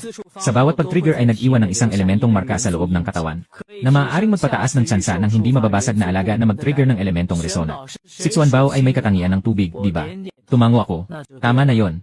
Maraming tao, kahit na umabot na sa diamond rank, hindi pa nakakaranas ng elemental resonance. Si Xuanbao na tanso pa lang ay nakapag-trigger na. Bakit hindi mo na lang ibenta si Xuanbao sa akin? Ipakilala ko sa iyo ang kapatid kong babae, okay ba? Lumalaki ang mga mata ko na nakatingin kay Su Xiaoxiao na may hindi makapaniwalang ekspresyon. Bakit ganito kakakaiba ang pag-iisip ng batang ito? Nais pa niyang ibenta ang kanyang ate. Pero maganda naman ang ate, di ba? Sa mga sandaling iyon, ang mga alon ng tubig ay nagsimulang magkalat at inilantad ang yaman sa loob ng tubig. Sa paligid ng yaman may mga tila, mga ahas ng tubig na nakabalot sa kanya. Ang kanyang presensya ay mas mataas kaysa dati. Okay na ba si Jiangje? Hindi na ako makapagpigil. Biglang narinig ang sigaw ni Lei Yang. Agad akong bumalik kasama si Xuanbao sa harap ng cold-blooded Crocodile King. Sa labanan, ang Thunder Prison Violent Bear at Ice Spirit Cat ay labis na nasugatan sa kagat ng cold-blooded Crocodile King. Marami na silang sugat. Inutusan ko si Lei Yang at Su Xiaoxiao na ibalik ang kanilang mga alaga. Handa na ba si Xuanbao? Masigla ang mga mata ni Xuanbao. Hindi na makapaghintay na subukan ang kanyang kasalukuyang lakas. Aking Ginoo, handa na si Xuanbao. Xuanbao, umarangkada ka. Sa pagkakataong ito, gawing buto ang mabahong buhaya na ito. Nang marinig ni Xuanbao ang utos, tumakbo siya patungo sa King Blood Crocodile. Isang talon ang kanyang inilapag. Ang bigat ng karagatan ay agad na na-trigger. Pinipigilan ang bilis ng kaaway. Tumingin ang hari ng malamig na dugo sa papalapit na Xuanbao. Diretso siyang umatake gamit ang isang pagsabog. Malalaking ngipin ang buong lakas na kumagat. Ngunit hindi nito nabasag ang tubig na kalasag ng Xuanwu. At si Xuanbao ay naghintay ng tamang pagkakataon. Pumitit siya ng isang ulap ng madilim na asul na hamog upang balutin ang hari ng malamig na dugo. Sa gitna ng ulap ng tubig, narinig ang nakabibinging sigaw ng malamig na dugo na buwaya. Pagkatapos mawala ang ulap, sa ibabaw ng dagat ay natira na lamang ang mga buto ng buwaya. Muli, isang sipa lamang ang ginamit ni Xuanbao. Nawala ang di mamatay na malamig na dugo na buwaya sa antas na 8 tanso. Si Lei Yang ay humigop ng malamig na hangin. Biglang sumikip ang kanyang mga mata. Biglang pumasok sa kanyang isipan ang isang ideya. Baka naman ang Xuanbao ni Jiang ay isang legendary na uri. Tumingin siya sa akin habang hinahaplos ang baba ng Xuanbao. Gustong magtanong pero natatakot. Magaling si Xuanbao. Ang mga ahas na tubig na nakabalot sa Xuanbao ay naglaho lahat pagkatapos ng laban. Natapos ang epekto ng elemental resonance. Ang mga malamig na dugo na buwaya sa paligid ay naglaho matapos mamatay ang malamig na dugo na hari ng buwaya. Lahat sila ay nagsilabasan at tumakas papunta sa dagat. Tinitigan ko ang maliit na isla na nasa harap ko. Tara na. Pumasok tayo sa isla. Sa susunod na ilang daang metro, wala na tayong nakasalubong na ibang halimaw. Mukhang ang hari ng kalmot na buwaya ang huling hadlang. Pagdating natin sa maliit na isla, tinamaan ko ang mga nakakalat na pang-ayos na bakal. Ito na siguro ang pang-ayos na bakal na binigyang diin ng guro. Kinuha ni Lei Yang ang isang piraso ng pang-ayos na bakal at inilagay ito sa kamay niya. Tama. Mabilis tayong maghanap ng susunod na sentro ng mundo. Dinala ko si Xuanbao papasok sa kalaliman ng maliit na isla. Sa maliit na isla, bukod sa mga nakakalat na pang-ayos na bakal, wala nang ibang bagay. Dinala ko si Xuanbao sa gitnang bahagi ng maliit na isla. May isang malaking minahan dito. Sa pamamagitan ng minahan, makukuha natin ang mas mataas na kalidad na dingsin hanggang sa loob. Lumuhod ako at tiningnan ang loob. Tiyak na nakita ko ang kumikislap na asul na kristal. Ang enerhiya na liwanag sa paligid ng maliit na isla ay nagmumula sa kristal na ito. Sina Lei Yang, Su at Xiaoxiao ay nagsipuntahan. Nakikita ang asul na kristal sa minahan na sabik na sabik. Malapit na nating makuha ang core, umalis na tayo agad. Ngumingiti ako at handang tumalon. Ngunit hinawakan ni Lei Yang ang aking braso. Kuya Jiang, hayaan mo na akong gawin ito. Maghintay ka na lang dyan sa taas. Pagkatapos, tumalon si Lei Yang pababa. Ngumiti ako at hindi na pumigil. Masaya ako na may tumutulong sa akin sa trabaho. Hindi nagtagal, si Lei Yang ay nagdala ng isang piraso ng asul na kristal at inabot ito sa akin. Tinitignan ko ang core ng subworld sa aking kamay at balak sanang tingnan ang impormasyon. Sa mga sandaling iyon, ang asul na kristal ay nagningning ng maliwanag. Agad na bumalot ito sa 3 tao. Hindi pa ako nakakariyak. Biglang narinig ko ang malayo at mahina na boses sa aking tainga. Natapos na ang pagsubok sa lihim na lugar. Simula na ang pagbibilang. Huling pagsusuri. Jiang Lin Nats na antas. Lei Yang S na antas. Su Xiaoxiao N na antas. Biglang may isang liwanag na bumaba mula sa langit. 3 tao ay nabalot ng nakakasilaw na gintong haligi ng ilaw. Unti-unting lumitaw sa harap ko ang 3 bagay. Isang mekanikal na tunog ang umabot sa aking tainga. Nakuha ang banal na tubig na proteksyon na kwintas, antas ng legend. Nakuha ang resipe ng biyaya ng buhay, antas ng legend. Nakuha ang enerhiya na prutas, antas ng legend. At sa harap ni Lei Yang at Su Xiaoxiao, lumitaw ang 2 bagay. Nakuha ang kaakit-akit na helmet, antas ng epiko. Nakuha ang enerhiya na prutas, antas ng epiko. Inabot ko ang 3 bagay mula sa haligi ng liwanag. Itutok ang tingin sa asul na kwintas na ito. Pangalan, biyaya ng banal na tubig na kwintas. Epekto, legend na kakayahan para sa mga alaga. Nagdaragdag ng 50% na pinsala ng kasanayan sa tubig. Nang makita ko ang paglalarawan ng biyaya ng banal na tubig na kwintas, humihingal ako. Nagdaragdag ng 50% na pinsala ng kasanayan sa tubig. Sa pagkakaroon ng biyaya ng banal na tubig na kwintas na ito, madali na lang ang pag-akyat sa ikalawang antas mula ngayon. Tunay na karapat-dapat ang narating na gantimpala. Napakalaki ng gantimpala. Tungkol sa natitirang dalawa, madali lang maintindihan sa pangalan pa lang. Reseta ng Life Spring Water. Na makagawa ng legendary na Life Spring Water. Na maaaring ganap na magpagaling sa lahat ng sugat ng legendary na espiritu ng hayop. Isa pang bagay ay isang prutas na kahawig ng peach. Prutas ng enerhiya.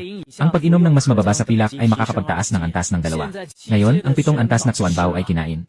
Ang antas ay maaaring agad na tumaas sa 9 na antas. Hawak ko ang prutas ng enerhiya at tumingin kay Xuanbao. Pagkatapos ay hinati ko ang prutas ng enerhiya sa dalawa. Isang piraso ay ibinigay sa bibig ng maliit na pagong. Isang piraso ay ibinigay sa bibig ng itim na ahas. Kumain ka na. Natutulo na ang laway ni Xuanbao. 2 ulo ang sabay na sumunggab sa energy fruit. Malakas na kumain ng malaki. Pagkatapos lunukin ang energy fruit, para kang sumakay sa roller coaster, biglang tumaas sa ikalawang antas. Sa huli, nanatili ito sa bronze ninth rank. At ang aking antas ay umabot na rin sa bronze ninth rank. Natawa ako ng labis. Kinuha ko ang banal na kwintas at isinusuot ito sa lig ni Xuanbao. Agad na lumakas ang presensya ni Xuanbao. Tumayo ako. Ngayon ay mayroon na akong formula para sa bukal ng buhay. Kaya kong subukan gumawa ng bukal ng buhay at ibenta ito. Sa aking alaala, ang mga gamot na katulad ng bukal ng buhay ay sobrang mahal. Samantala, si Leiyang at si Suxiao ay naipamahagi na ang kanilang gantimpala. Matapos kainin ng Leiyu Baoxiong at ng Bingpo Lingmao ang epikong prutas ng enerhiya, umangat din ang kanilang antas sa bronze tier 6. Nang makita kong ayos na ang gantimpala ng dalawa, dahan-dahan akong lumapit sa kanilang harapan. Tapos na ang misyon, umuwi na tayo. Itinaas ko ang core ng susunod na mundo at handa na akong mag-teleport. Bigla siyang naabala ni Leiyang. Si Leiyang ay nahihiya at namumula ang mukha.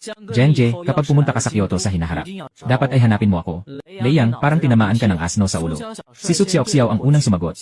Pupunta rin si Genje sa Tsinghua University. Kaya magkikita rin kayo sa oras na yon. Bakit gustong umatras ng batang si Lei sa pagsusulit? Agad na naubusan ng salita si Leiyang. Nahihiya siyang kinuskos ang likod ng kanyang ulo. Kita-kit sa Tsinghua University, Genje. Talagang napatawa ako sa batang ito ni Leiyang. Tumango ako. Hanggang sa muli sa Tsinghua University. Pagkatapos, biglang nawala ang 3 tao sa maliit na isla. Samantalang sa loob ng palasyo ng espasyo, biglang lumiwanag ang malaking screen sa asul na ilaw. Anong antas ang bitak na ito? Huminga ng malalim si Xuzian at tumingin sa namumuno sa palasyo. Antas ng tanso, hindi mapaparam. Bitak na hindi mapaparam. Bumilis ang tibok ng puso ni Xuzian. Pinipigilan ang kanyang kasabikan. Agad siyang kumuha ng cellphone at tumawag sa isang encrypted na telepono. Sa kabilang dulo ng telepono ay isang boses ng isang lalaking nasa gitnang edad. Ang Longkong Secret Realm ay nasa kontrol ng alyansa. Agad na ipatawag ang lahat ng puwersa ng Great Wall Army upang bantayan ang National Great Wall. Partikular na bigyang pansin ang galaw ng Demon Tribe. Naghang up si Xuzian na may seryosong ekspresyon. Ang lihim na lugar na ito ay nasa kontrol na ng alyansa. Hindi magtatagal ay malalaman na ng Demon Tribe. Ngayon, ang kalaban ng World Challenge ng Liga ay ang mga demonyo. Ang grupong ito ng mga demonyo, siguradong gagawa sila ng paraan upang sirain ang lihim na lugar na ito. Sa kabila ng lahat, ang pag-atake ng mga demonyo ay isang nakamamatay na banta. Para sa mga demonyo, ito ay isang nakamamatay na pagsugpo. Mula sa labas ng palasyo, biglang pumasok ang 4 na anino. Sumama kayo sa akin upang ipagtanggol ang pambansang pader. Sumigaw si Xuzian at lumingon papunta sa labas ng palasyo. Ang puwang na bitak ay kumikislap sa ilalim ng liwanag ng ginto. Kami ng 3 ay muling bumalik sa palasyo ng espasyo. Nasaan ang Panginoon ng kahalagahan? Tumingin ako sa paligid na may pagdududa. Sa oras na yon, ang namamahala sa palasyo ay mabilis na lumapit sa amin. Nakapaglabas na kayo. Muling nag-umpisa ang mga kalokohan ng lahi ng mga demonyo sa labas ng pader ng bansa. Nakarating na ang Panginoon ng kahalagahan para tumulong. Bago siya umalis, inutusan niya ako na maghanap ng tao na maghahatid sa inyo pabalik. Tungkol naman sa gantimpala na ipinangako niya, kailangan niyong maghintay hanggang matapos ang pangunahing pagtuturo, saka kayo pupuntahan sa Tsinghua University. Umiti ako. Sa ngayon, hindi pa ako kailangan gamitin ang North Star Sand. Ibinigay ko ang core ng subspace sa responsable. Salamat po sa inyo. Kinuha ng namamahala ang pangunahing bahagi. Pagkatapos ay kumaway siya palabas ng pinto. 3 sundalo ang pumasok upang dalhin kaming 3 pabalik. Pagpasok ko sa lungsod, nagtakda akong bumalik sa hotel upang magpahinga. Noong una, naubos ko ang mga espiritual na barya para magrenta ng hotel sa loob ng 1 linggo. Kakatok ko pa lang sa pintuan ng kwarto. Biglang pinigilan ng isang kamay ang hawakan. Napakalakas ng lakas. Nakatitig ako ng masidhi, bigla akong napakawalan. Wala kaming 2 ni Xuanbao na nakaramdam, na may isang estranghero sa likod. Tumingin ako ng mabigat sa may-ari ng kamay na yon. Isang binatang nasa 20 anyos, na may suot na salamin na may gintong frame. Mukhang isang masalimuot na tao. Umungol si Xuanbao. Galit na galit ang itsura niya na parang susugod na. Hinawakan ko ang kamay niya para pigilan siya. Xuanbao, sandali lang. Masama ang tingin ko sa mata ng lalaking may formal na itsura. Sino ka? Bakit ka sumusunod sa akin sa ganitong oras ng gabi? Ngunit biglang lumiko ang lalaking formal na lalaki. Isang itim na gagamba na kasing taas ng tao ang lumitaw sa likuran. Agad kong sinuri ang impormasyon ng gagamba. Pangalan, nakamamatay na gagamba. Kakayahang mahusay. Antas, pilak, unang antas. Bigla akong nagulat. Ang nakamamatay na gagambang ito ay isang pilak na antas na alaga. Nais ko sanang magtanong pa ng dalawa. Yung lalaking may formal na itsura ay humawak sa kanyang salamin na gawa sa ginto at nag-smile. Nakangiti siya. Si Jianlin, di ba? Ako si Baizinan. Dumating ako dahil sa utos ng iba. Para bigyan ka ng isang maliit na parusa. Bakit? Bigla kong nilayo ang sarili ko. Mukhang hindi maganda ang intensyon ng taong ito na si Zinan.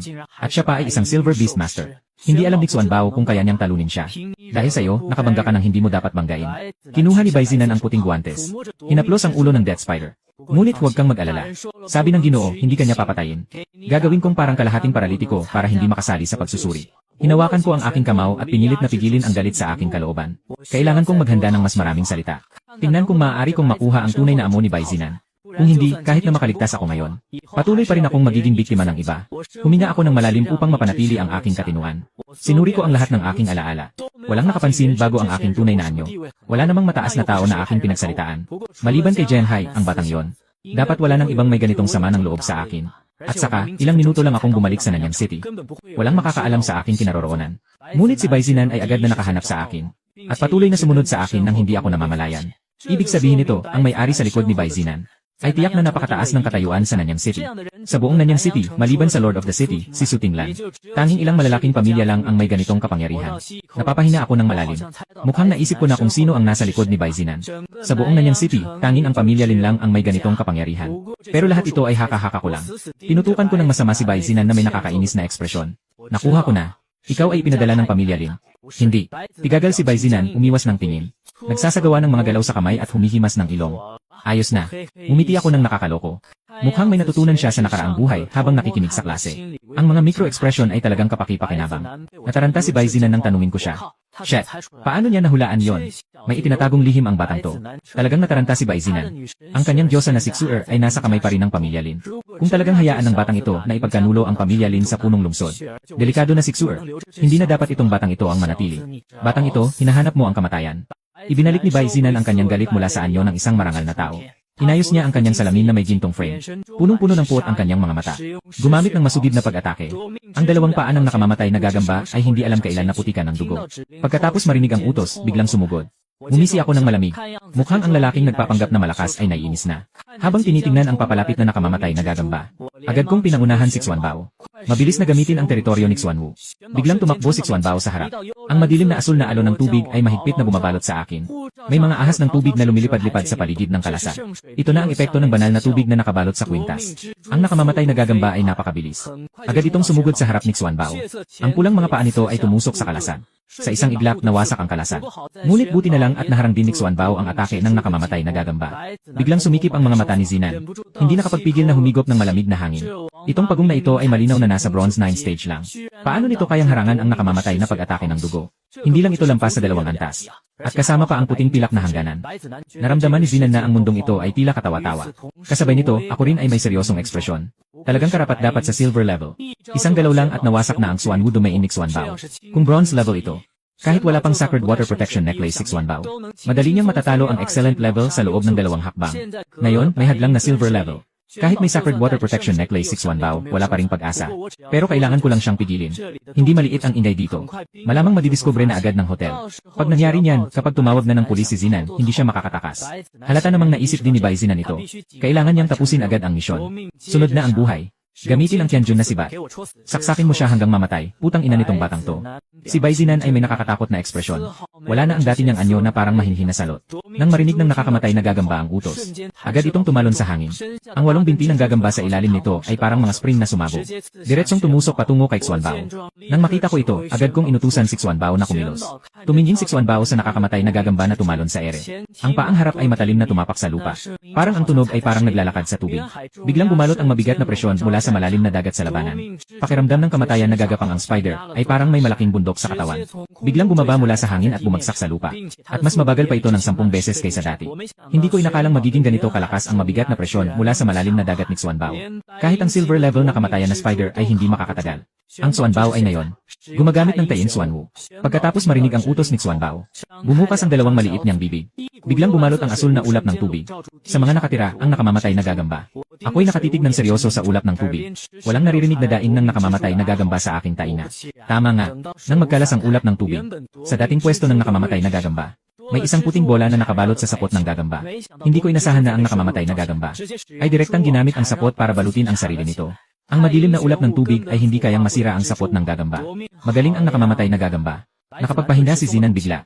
Hindi ko akalain na ang mabangis na bronze na antas siyam ay makakapagpilit kay Duoming sa ganitong sitwasyon. Tinitigan niya ako ng masama. Naghanda siyang utusan ang Duoming Spider na muling umatake. Sa oras na yon, biglang may sumigaw mula sa hagdang bato sa ikalawang palapag. Huminto ka, huwag kang kumilos. Sa isang iglap, higit sa 10 sundalo ang umakyat sa hagdang. Pinalibutan si Zaizunan ng buong buo. Biglang nagsiksikan ng maiksi ng pasilyo ng hotel. Nakatingin si Bai Zaizunan sa paligid, maraming sundalo, puso niya nang hihinto. Tapos na siya. Sa oras na yon, may narinig na babae mula sa hagdang. Napaka-play ng boses. Bakit ka magpapasikat sa lugar na sakop ko? Talagang hindi na makatiis sa buhay. Nang marinig ko ang pamilyar na boses, lumingon ako. Nakita ko si punong lungsod Sutinglan na dahan-dahang lumalabas mula sa hagdang bato. Hindi ko akalain na nandito na ang punong lungsod. Dahil nandito na si Sutinglan, dapat ay malalaman na kung sino ang nasa likod ng utos kay Bai Zinan. Lumapit si Sutinglan sa tabi ko. Tinutukan si Bai Zinan ng malamig na tingin. Sino ba talaga ang nag-udyok sa likod ng lahat? Nang makita ni Bai Zinan si Sutinglan, huminto ang kanyang puso. Alam niyang tapos na siya. Ngunit bago siya kumilos, nakareserba na siya ng daan pabalik sakaling mahuli. Mahigpit na humawak si Bai Zinan sa akin. Sa susunod na sandali, biglang sumiklab ang nakamamatay na gagamba. Ang mga paa na puno ng dugo ay direktang tumusok sa puso ng amo. Nang bumagsak si Zinan sa lupa, ilang segundo pagkatapos ay tumigil na ang puso sa pagtibo. Nawalan din ng hininga ang nakamamatay na gagamba sa sandali ng pagkamatay ng amo. Tumingin ako sa patay na si Bai Zinan na nakakunot ang noo. Ngayon, mahihirapan tayo. Patay na si Bai Zinan. Wala nang ebidensya na makakapagpatunay na may ginawa ang pamilya Lin. Ganito, muli nang ligtas ang pamilya Lin. Nang naisip ko si Jiang Hai, gusto ko na siyang patayin agad. Kasama na yung traidor na ahas. Hindi ko akalain na ang pamilya Lin ay magpapadala pa ng tao para pumatay sa akin dahil kay Jiang Hai. Pero pagkatapos ng insidente kay Bai Zinan, hindi nagagawa ng masama si Jiang Hai at ang pamilya Lin sa maikling panahon. At 2 araw mula ngayon, pupunta rin ako sa Tsinghua University para sa pagsusulit. Sa susunod, maaaring kailanganin mong maghintay na makabalik ako. Doon lang tayo magkakaroon ng pagkakataon na maghiganti. Jiang Hai, mahal kong kapatid. Kung ganon, hayaan kitang mabuhay ng kaunti pang oras. Bai Zinan, tapos na ang lahat. Dinala ako ni Sutinglan diretsyo sa tahanan ng alkalde. Pagdating ko sa tahanan ng punong lungsod, natulog ako agad. Sa wakas, nakatulog ako ng maayos. Mula nang ako'y maglakbay dito, palagi na lang akong sumasali sa pagsubok ng mga baguhan o nag-eksplora sa mga larangan ng digmaan. Kinabukasan ng umaga, sinundan ko ang tagapag-alaga papunta sa aming upuan sa kainan. Nakita ni Sutinglan na pumasok ako, at nakatingin sa akin na parang may ngiti. Nakatulog ka ba ng maayos kagabi? Tumango ako. Sobrang komportable. Tumingin si Sutinglan sa binatang kumakain ng agahan. Mukha ka ring hindi kinakabahan. Talagang may tiwala ka sa pagsusulit bukas. Nagtaka ako at nag-isip ng sandali. Kinakabahan pa rin ako. Sino kaya ang hindi magiging kabahan? Pero kung tungkol lang sa laban, may tiwala pa rin ako. Ngumiti si Sutinglan ng bahagya nang marinig iyon. Hindi lang naman laban ang pagsusulit sa pagpasok. Kung ganito ka, hindi ka makakakuha ng unang pwesto. Napaatras ako ng bahagya. Lumiko sa Sutinglan. Siyempre, para makuha ang unang pwesto sa pagsusuri, hindi lang sapat ang labanan. Ang isang kwalipikadong Beastmaster ay hindi lamang dapat mahusay sa labanan. Dapat din siyang mahusay sa pag-aangkop. At sa iba pang mga kasanayan, kailangan ding balansihin ang pag-unlad. Hindi ko maintindihan ang sinasabi. Kakatapos ko lang sanang magtanong kung ano ang ibig sabihin nito. Biglang tumunog ang cellphone ni Sutinglan. Sinagot niya ang tawag. Ano? Muling nagkaroon ng pag-aalsa sa butas na yon. Biglang tumayo si Sutinglan na galit ang mukha. Binlock niya ang paligid, pupunta na ako ngayon. Tapos ay pinutol niya ang tawag, nakakunot ang noo. Pumunta ka na mag-isa ngayon. May kailangan lang akong ayusin. Tumango ako. Ito ang bagong bukas na butas sa multiverse sa Nanyang. Tama. Naisip ni Sutinglan, Hadachi na naman siya. Halos 1 taon na. Hindi pa rin niya nakuha ang butas sa multiverse. Ngayon ay may mga insidente ng kabuluhan. Pagkatapos niyang sabihin yon, agad siyang umalis sa restaurant. Tumingin ako habang ang kanyang likuran ay unti-unting nawala sa aking paningin, hindi ako nagsalita. Narinig ko na rin ang tungkol sa pumutok na puwang sa Nanyang. Lumabas ito noong nakaraang taon. Ngunit hindi pa ito nakokontrol. Ayon sa sabi-sabi, ang antas ng puwang na yon ay umabot na sa diamond level. Kinabukasan ng umaga, mukhang pagod na pagod si Sutinglan nang bumalik. Tumingin sa ilang tao sa harap ng Haring Bayan, hindi nagsasalita. Agad na tinawag ang kanyang flying beast na Flower Plume Bird. Dinala sila patungong kabisera ng lungsod. Sa Nanyang City, kaming 4 lang ang sumali sa pagsusulit. Ang natitirang 2 lalaki at 1 babae ay mga estudyante rin ng Nanyang High School. Pero hindi ko sila kilala. Kumusta na ang bitak sa bayan ni Sucheng? Lumapit ako at mahinahong nagtatanong. Pinisil ni Sutinglan ang masakit na noo at napailing ng walang magawa. Napatigil ang pag-aalsa. Pero dahil sa pag-aalsa, tumaas pa ang antas ng kahirapan sa pagkontrol sa mga bitak. Ako rin ay malalim na napabuntong hininga. Iyan ay isang diamond level. Kahit gustuhin ko mang tumulong, wala akong kakayahan. Matagumpay kaming nakarating sa Kyoto sa loob ng 3 oras. Iniwan ni Su Tinglan ang 4 sa Starfire University. Pagkatapos ng pintuan, agad siyang umalis. Pagdating namin dito, nagkanya-kanya na kami. Personal ang pagsusulit, kaya hindi ko na kailangang maghanap ng kakampi. Sa oras na yon, biglang may pamilyar na boses na narinig ko mula sa likod. Si Su Xiaoxiao ay lumapit dito. Jenje, matagal na tayong hindi nagkita. Bago pa makapag-react, si Su Xiaoxiao ay lumingon at hinila ang isang lalaking nasa higit 40 taong gulang. Ang lalaki ay mukhang may taas na 2 metro. Ang kanyang malalaking kalamnan ay halos pumutok ang manggas ng kanyang damit. Si Su Xiaoxiao ay masayang nagpakilala sa kanya. Jenje, ito ang tatay ko. Su Yongshan. Agad akong bumati. Kumusta, Uncle Su? Nakangiti si Su Yongshan. Mukhang napaka-autoridad. Ikaw ang pangalawang kaibigan ni Xiaoxiao, di ba? Bibigyan na lang kita ng paalala. Pagsusulit sa Universidad ng Xinghu, hindi ito katulad ng nasa Nanyang City. Hindi mo mapagtatalunan na ang puntos lang ang hindi sapat para manalo. Kahit ikaw, kailangang magsikap ka ng buong puso. Para lang makuha ang unang pwesto. Tumango ako ng may kalmang ekspresyon. Kahit si Su Tinglan o si Su Yongsan, ay nagsasabi sa akin na hindi biro ang pagsusulit na ito. Ano kaya ang magiging pagsusuri? Sa oras na ito, lumalaki ang pressure sa akin. Nagsimula ka na namang manggulat. Sabi ni Su Xiaoxiao habang humihikbi. Ngumiti si Su Yongshan habang nakatingin. Ayos, hindi na ako magsasalita. Xiaoxiao, makisama ka kay Xiao Jiang at maganda ang iyong paglahok sa pagsusuri. Uuna na ako. Matapos magsalita, direktang umalis si Su Yongshan. Biglang umalingaw-ngaw ang masiglang hiyawan mula sa likod. Kapatid Jiang, namimiss na kita. Dali-daling lumapit si Lei Yang at niyakap ako ng mahigpit. Li Xiao, ito ang kapatid Jiang na pinagmamalaki mo ng sobra. Yung nagsasalita ay mukhang isang mayaman ding binata. Sa likod niya ay may higit sa 10 mga kabarkada. Pareho silang mga anak ng mayayamang pamilya. Pagkarinig ni Lei Yang, lumingon siya at nagpakilala. Ito ang sinabi ko sa iyo na miyembro ng liga. Na may aras na rating si Jiang Jie. Lumingon siya sa akin. Ito naman ang binata ng One High Beast Tower sa Kyoto, si Wu Aoshan. Isa rin siyang kasama ko sa Kyoto. Hindi ako nagsalita. Noong dumating si Wu Aoshan, napansin ko na ang grupong ito ay nakatingin sa akin ng may paghamak. Parang hindi sila tumitingin sa kapwa, kundi sa maruming daga. Inilabas ko ang kamay ko at handa ng bumati. Ngunit nakita kong umusli si Wu Aoshan.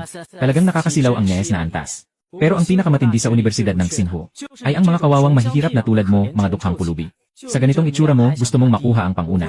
Tingnan ko lang kung paano ka mahuhulog. Mayabang ang tingin ni Wu Qian. Wu Qian, anong sinasabi mo?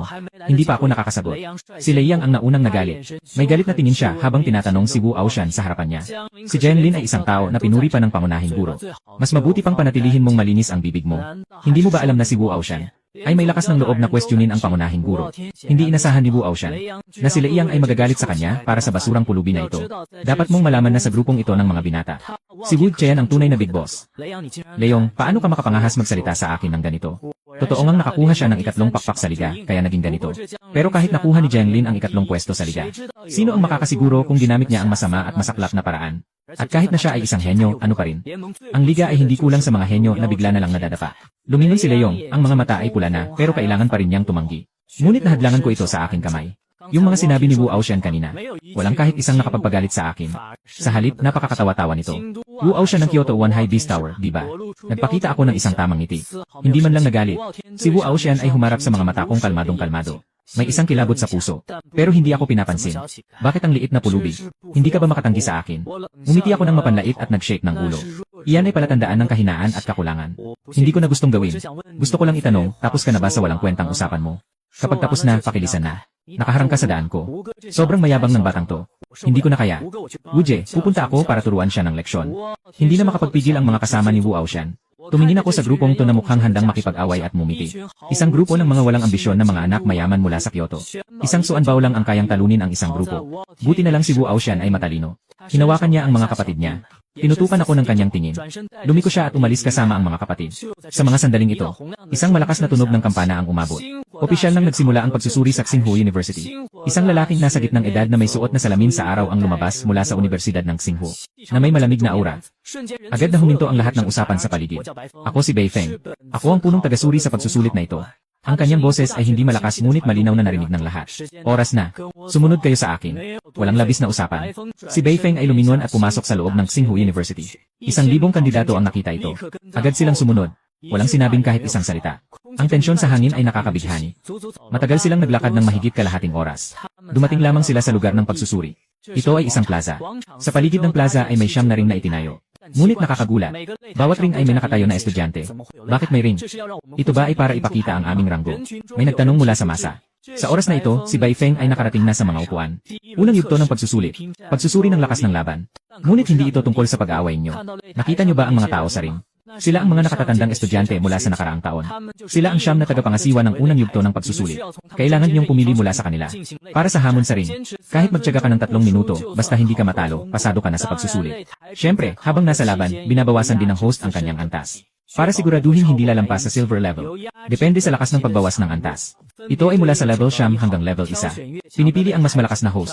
Mas mataas ang puntos na makukuha kapag mas matagumpay ang laban. Matapos magsalita, si Bai Feng ay tumingin sa ibaba sa paligid. Biglang nakatuon ang huling tingin sa akin. Ang unang yaya na grade sa buong alyansa, di ba? Sana may maibigay kang kakaibang sorpresa. Umisi si Feng ng malamig. Habang ang malamig na hangin ay dumaan sa ilalim ng paa niya, bigla siyang lumipad sa hangin. Patungo sa malalim na bahagi ng paaralan. Sa plaza, tanging 1,000 estudyante na lang ang natira, nakatingin sa isa't isa. Ako ba ang may mali sa paningin ko? Hindi ko akalain na nakita kong lumipad ang tagasuri. Tumingin ako habang unti-unting nawala ang anino ni si Feng sa aking paningin. Kayang lumipad sa himpapawid. Ang antas ay tiyak na umabot sa antas ng paggising. Talagang karapat-dapat ang Tsinghua University bilang pinakamagaling na universidad sa buong alyansa. Isang tagasuri lamang ang may ganitong kapangyarihang antas ng paggising. Sa pag-alis ni Zaifeng, hindi ako nagmadali. Plano kong tingnan muna kung ano ang pipiliin ng iba. Huwag ding magmadali sina Lei Yang at Su Xiaoxiao. Tahimik na nakikinig ang tatlo sa usapan ng iba. Sa pagkakataong ito, isang estudyante ang lumapit sa ring number 5. Inilalagay ang kamay sa screen sa ilalim ng ring. Biglang napapalibutan ng isang asul na liwanag. Pagmulat niya ng mata, nasa na siya sa ring na yon. Estudyante na si News Kayang ang sumubok sa ring number 5. 3 minutong limitasyon. Nagsimula na ang pagsusulit. Biglang lumitaw ang electronic screen sa ibabaw ng ring. Kitang-kita ang laban sa screen. Sa malaking screen, nakita ko ang kanilang mga alagang hayop. Ang halimaw na pinangalan ng News Kiang. Isang maliit na kayumangging baka na kalahating tao ang taas. Aking instinct na tiningnan ang impormasyon ng alaga. Pangalan, Trading Water Yellow Bull. Antas, Bronze E. Tumingin ulit ako sa arena master na responsable sa pagpapanatili ng laban. Pangalan, Moonlit Wolf Kinglan. Kakayahan, epiko. Silver E na antas, pinipigil ang Bronze E. Sinuong ko lang ang tingin. At agad na naniniwala na ang Bull 3 Strong ay talo. Huwag nang magsalita ng 3 minuto. Kung makakatagal man ng 1 minuto ang tubig na baka, mahusay na siya. Hindi ko maiwasang tumingin muli sa nag-iisang tagapaglaban. Ang Tsinghua ay tumatanggap lamang ng 200 estudyante bawat taon. Tanungin mo, ilan sa buong liga ang makakapasa sa ganitong pagsusulit? Wala akong pagdududa. Sa huli, ang mga makakapasa sa Tsinghua. Ang epikong kakayahan ang pinakamababang pamantayan. Walang masyadong bati ang 2 tao sa ring. Kaya't diretsong nagsimula ng laban. At ang resulta ay hindi ako binigo. Ang Tashui Huangyu ay talagang hindi makatalo sa Yue Langwang. Sa loob lamang ng wala pang kalahating minuto, ang katawan ni Tashui Huangyu ay puno na ng mga sugat. Samantalang si Yue Langwang ay tila walang nangyari. Matapos ang huling suntok, tahimik na humiga sa tabi ng kanyang amo. May bahagi ng pagpapahinga ang tagapaglaban. Dahil sa sakit, bumangon ka na, Dahuang. Huwag kang humiga. Si Niu Sanqiang ay may pulang mga mata. Sumisigaw na dapat bumangon ang asong gyera at ipagpatuloy ang laban. Ngunit ang asong gyera ay nawalan ng malay dahil sa malubhang pinsala. At ang kanyang landas sa pagsusulit ay matatapos dito. Ang tagapagpatalo ng laban ay ngumiti at huminga ng malalim. Kinuha mula sa bulsa ang isang bote ng gamot na pangbuhay. Inumin niya ito para magpagaling ng sugat. Talo ka na. Bago pa man magsalita, si Niu Sanqiang kasama ang Tashui Yellow Ox ay napalibutan ng gintong liwanag. At biglang lumitaw sa labas ng ring. Ang eksena ay naging tahimik, walang nagsasalita. Tumingin ako kay Lei Yang at Su Xiaoxiao. Napagpasyahan niyo na ba kung sino ang hahamunin? Si Lei Yang ang unang sumagot. Hahamunin ko ang ikatlong entablado. Ikatlong entablado, bronze level 8. Ngunit si Lei Yu Baoxiong ay kasalukuyang bronze level 7. At mayroon pang immortal level na kakayahan. Dapat ay kaya niyang makapasa. Pareho si Su Xiaoxiao kay Lei Yang sa pagpili niya. Sa ikatlong ring, Kuya Jiang, ikaw. Ako'y nakatuon ng paningin sa ring na pinakamalapit sa tribune. Ring numero 1. Ang tono ko ay ordinaryo. Pero biglang nagbukas ang mga mata ni Lei Yang at Su Xiaoxiao. Kuya Jiang, seryoso ka ba? Tumango ako ng kaunti. May desisyon na ako sa isip ko. Si Xuan Bao ay nasa bronze level siyam na. Walang saysay ang muling hamunin ang level siyam. Mas mabuti pang subukan ang level 1-0. Kahit na hindi ko siya matalo, madali lang ang tatagal ng 3 minuto. Dahil nakagawa na ako ng desisyon. Sige, umakyat na tayo.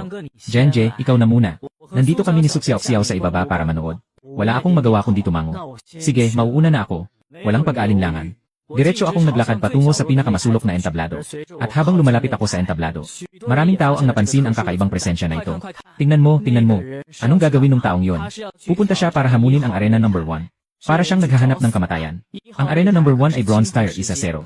Paano siya mananalo? Kayong mga duwag, hindi niyo pa rin papayagang pumasok ang iba. Naniniwala akong mananalo yung batang yon. Siya ang unang iyayala sa buong unyon. Di nagtagal, lahat ng mata ay nakatuon sa akin. Napansin din ni Wu Aoshan ang sitwasyon dito. Pumasok kasama ang mga kaibigan niya. Wu Xiao, hindi ba siya yung amoy utang na pulubi? Parang nagbibiro lang itong batang ito, no? Naisip pa ba ng BCA na hamunin ang unang ring? Malinaw na hindi rin inasahan ni Wu Aoshan na magiging ganito ako ka-strong. Ngumiti siya ng may paghamak sa gilid ng kanyang bibig. Ang pulubi na lumabas mula sa ganitong liblib na lugar ay mayabang sa kanyang anyo. Mamaya, panoorin kung paano siya mapapahiya. Hindi ko pinansin ang mga kakaibang tingin sa paligid. Ipinatong ko ang kamay ko sa control screen sa ilalim ng entablado. Sa susunod na sandali, bumalot ang liwanag ng ginto. Nang muling buksan ko ang aking mga mata. Ako at si Xuan Bao ay nasa unang ring na. Ang nagbabantay sa unang ring ay isang batang kusang loob. Mukha siyang napaka-espesyal at mayaman. Kumusta, ang pangalan ko ay Jin Zixuan. Ako ang responsable sa hamon sa unang ring. Yung batang kusang loob ay bahagyang yumuko bilang pagbati. Mukhang may asan ng mayamang anak ng pamilya. Ako rin ay agad na nagpakilala. Ngunit kanina habang nag-introduce ako, napansin ko sa kanyang mga mata ang pagdampi ng pagdiriin. Walang masyadong palitan ng bati sa pagitan nila.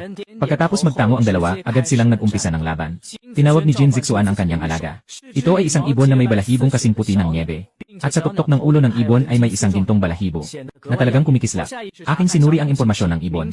Pangalan, Snow Velvet Goldfinch. Kategorya, epiko. Antas, pila, ikatlong antas, na pinipigilan hanggang sa tanso, ikasampung antas. Hinawakan ko ang ulo ni Xuan Bao. Aking Ginoo, handa na si Xuan Bao. Sige na. Naghintay si Jin Zixuan ng tamang pagkakataon upang mauna. Gumagamit si Xurong ng bagyo sa yelo. Nakita mong sumabog ang gintong linya ng ibon na si Xurong. Diretsong lumipad sa 10 metro ang taas.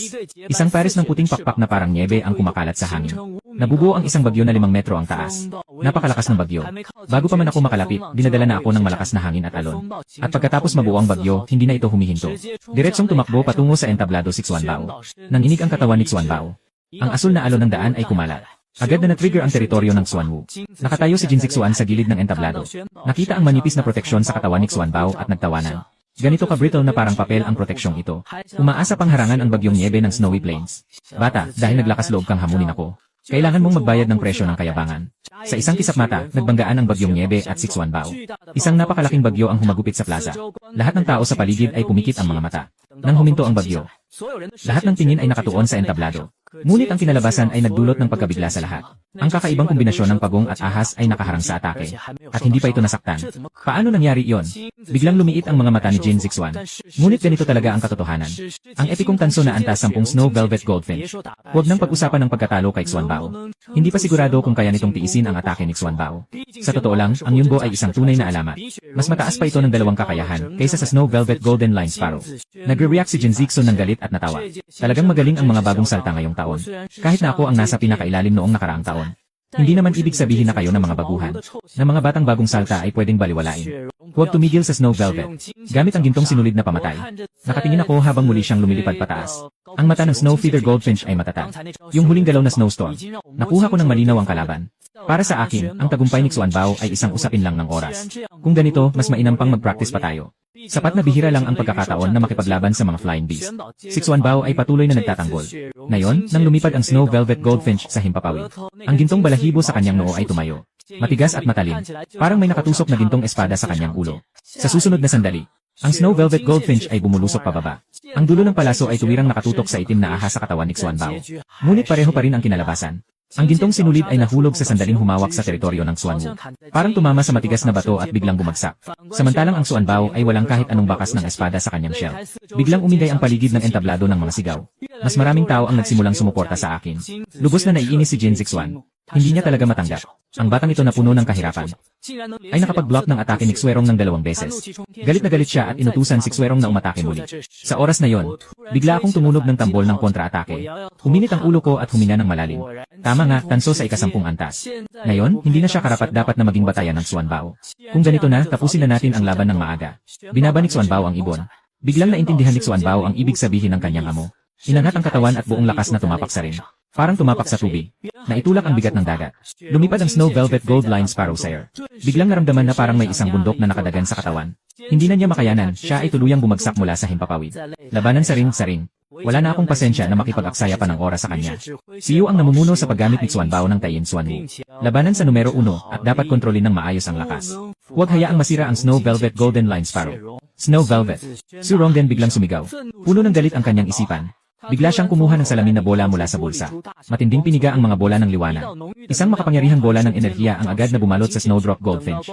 Nang matapos ang pagsipsip ng bola, nawala ang panggigipit sa Snowdrop Goldfinch. Agad itong bumalik sa pilak na antas 3. Mabaho at pulubi. Binigyan kita ng mukha. Ngayon, ikaw at ang iyong pagong ay manatili na dito.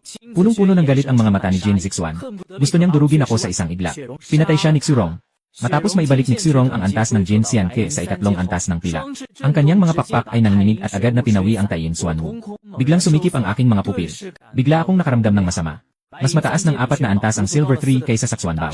Tiyak na hindi ko siya matatalo. Matapos makawala ang Snow Velvet Goldfinch mula sa Taiyin Xuanwu, lumipad ito ng mataas. Isang napakalamig na asul na liwanag ang nagtipon sa kanyang bibig. Isang napakalamig na sinag ang sumabog palabas.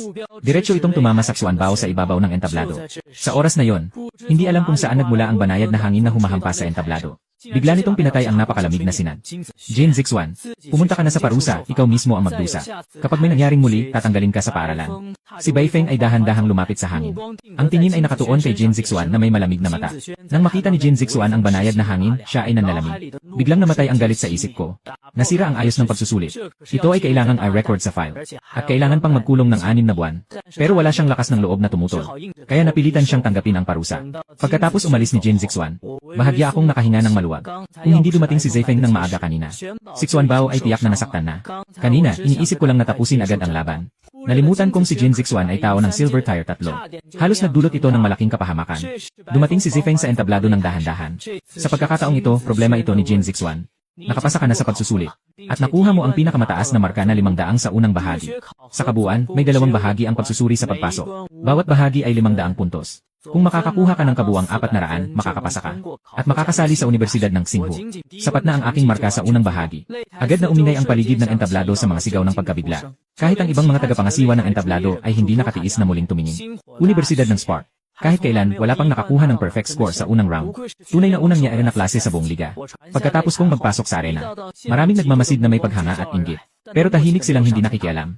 Si Wu Aoxian ay nakatayo sa gitna ng tao, nakatitig sa akin ng madilim ang mata. Kahit na nakakuha ako ng perfect score sa unang round, ano pa? Baho ang pulubi, baho ang pulubi. Ang pagsubok sa ikalawang antas ay hindi tungkol sa lakas. Gusto kong makita kung ano pang mga trick ang maipapakita mo. Pagsisisihan mo ang pagpasok sa Universidad ng Xinghu. Siyempre, kasama ka, Liang. Matapos kong tapusin ang laban, lumapit si Liang at Su Xiaoxiao. Si Su Xiaoxiao ay humahanga sa akin. Jenje, baka gusto mong ipakilala ko sa iyo ang ate ko. 1 taon lang siyang mas matanda sa iyo. Siguradong bagay kayong dalawa. Agad akong umiling. Ito na ang pangalawang pagkakataon ni Su Xiaoxiao na imungkahi ang ate niya. Bakit kaya laging naiisip ng batang ito na ibenta ang ate niya? Pagkatapos ay nagsimula na rin sina Liang at Su Xiaoxiao sa kanilang pagsusuri. At ang resulta ay walang duda. Nagawa ni Liang at Su Xiaoxiao ang kanilang hamon. At natalo ang kanilang kalaban sa loob ng 3 minuto. Sa huli, nakakuha sina Liang at Su Xiaoxiao ng tig 300 puntos. Karapat dapat banggitin na, ang grupo ni Wu Aoxian na mga mayayamang bata mula sa Kyoto, ay lahat nakapasa sa pagsusulit, at nakakuha pa ng 200 puntos. Nagmumukha akong naguguluhan.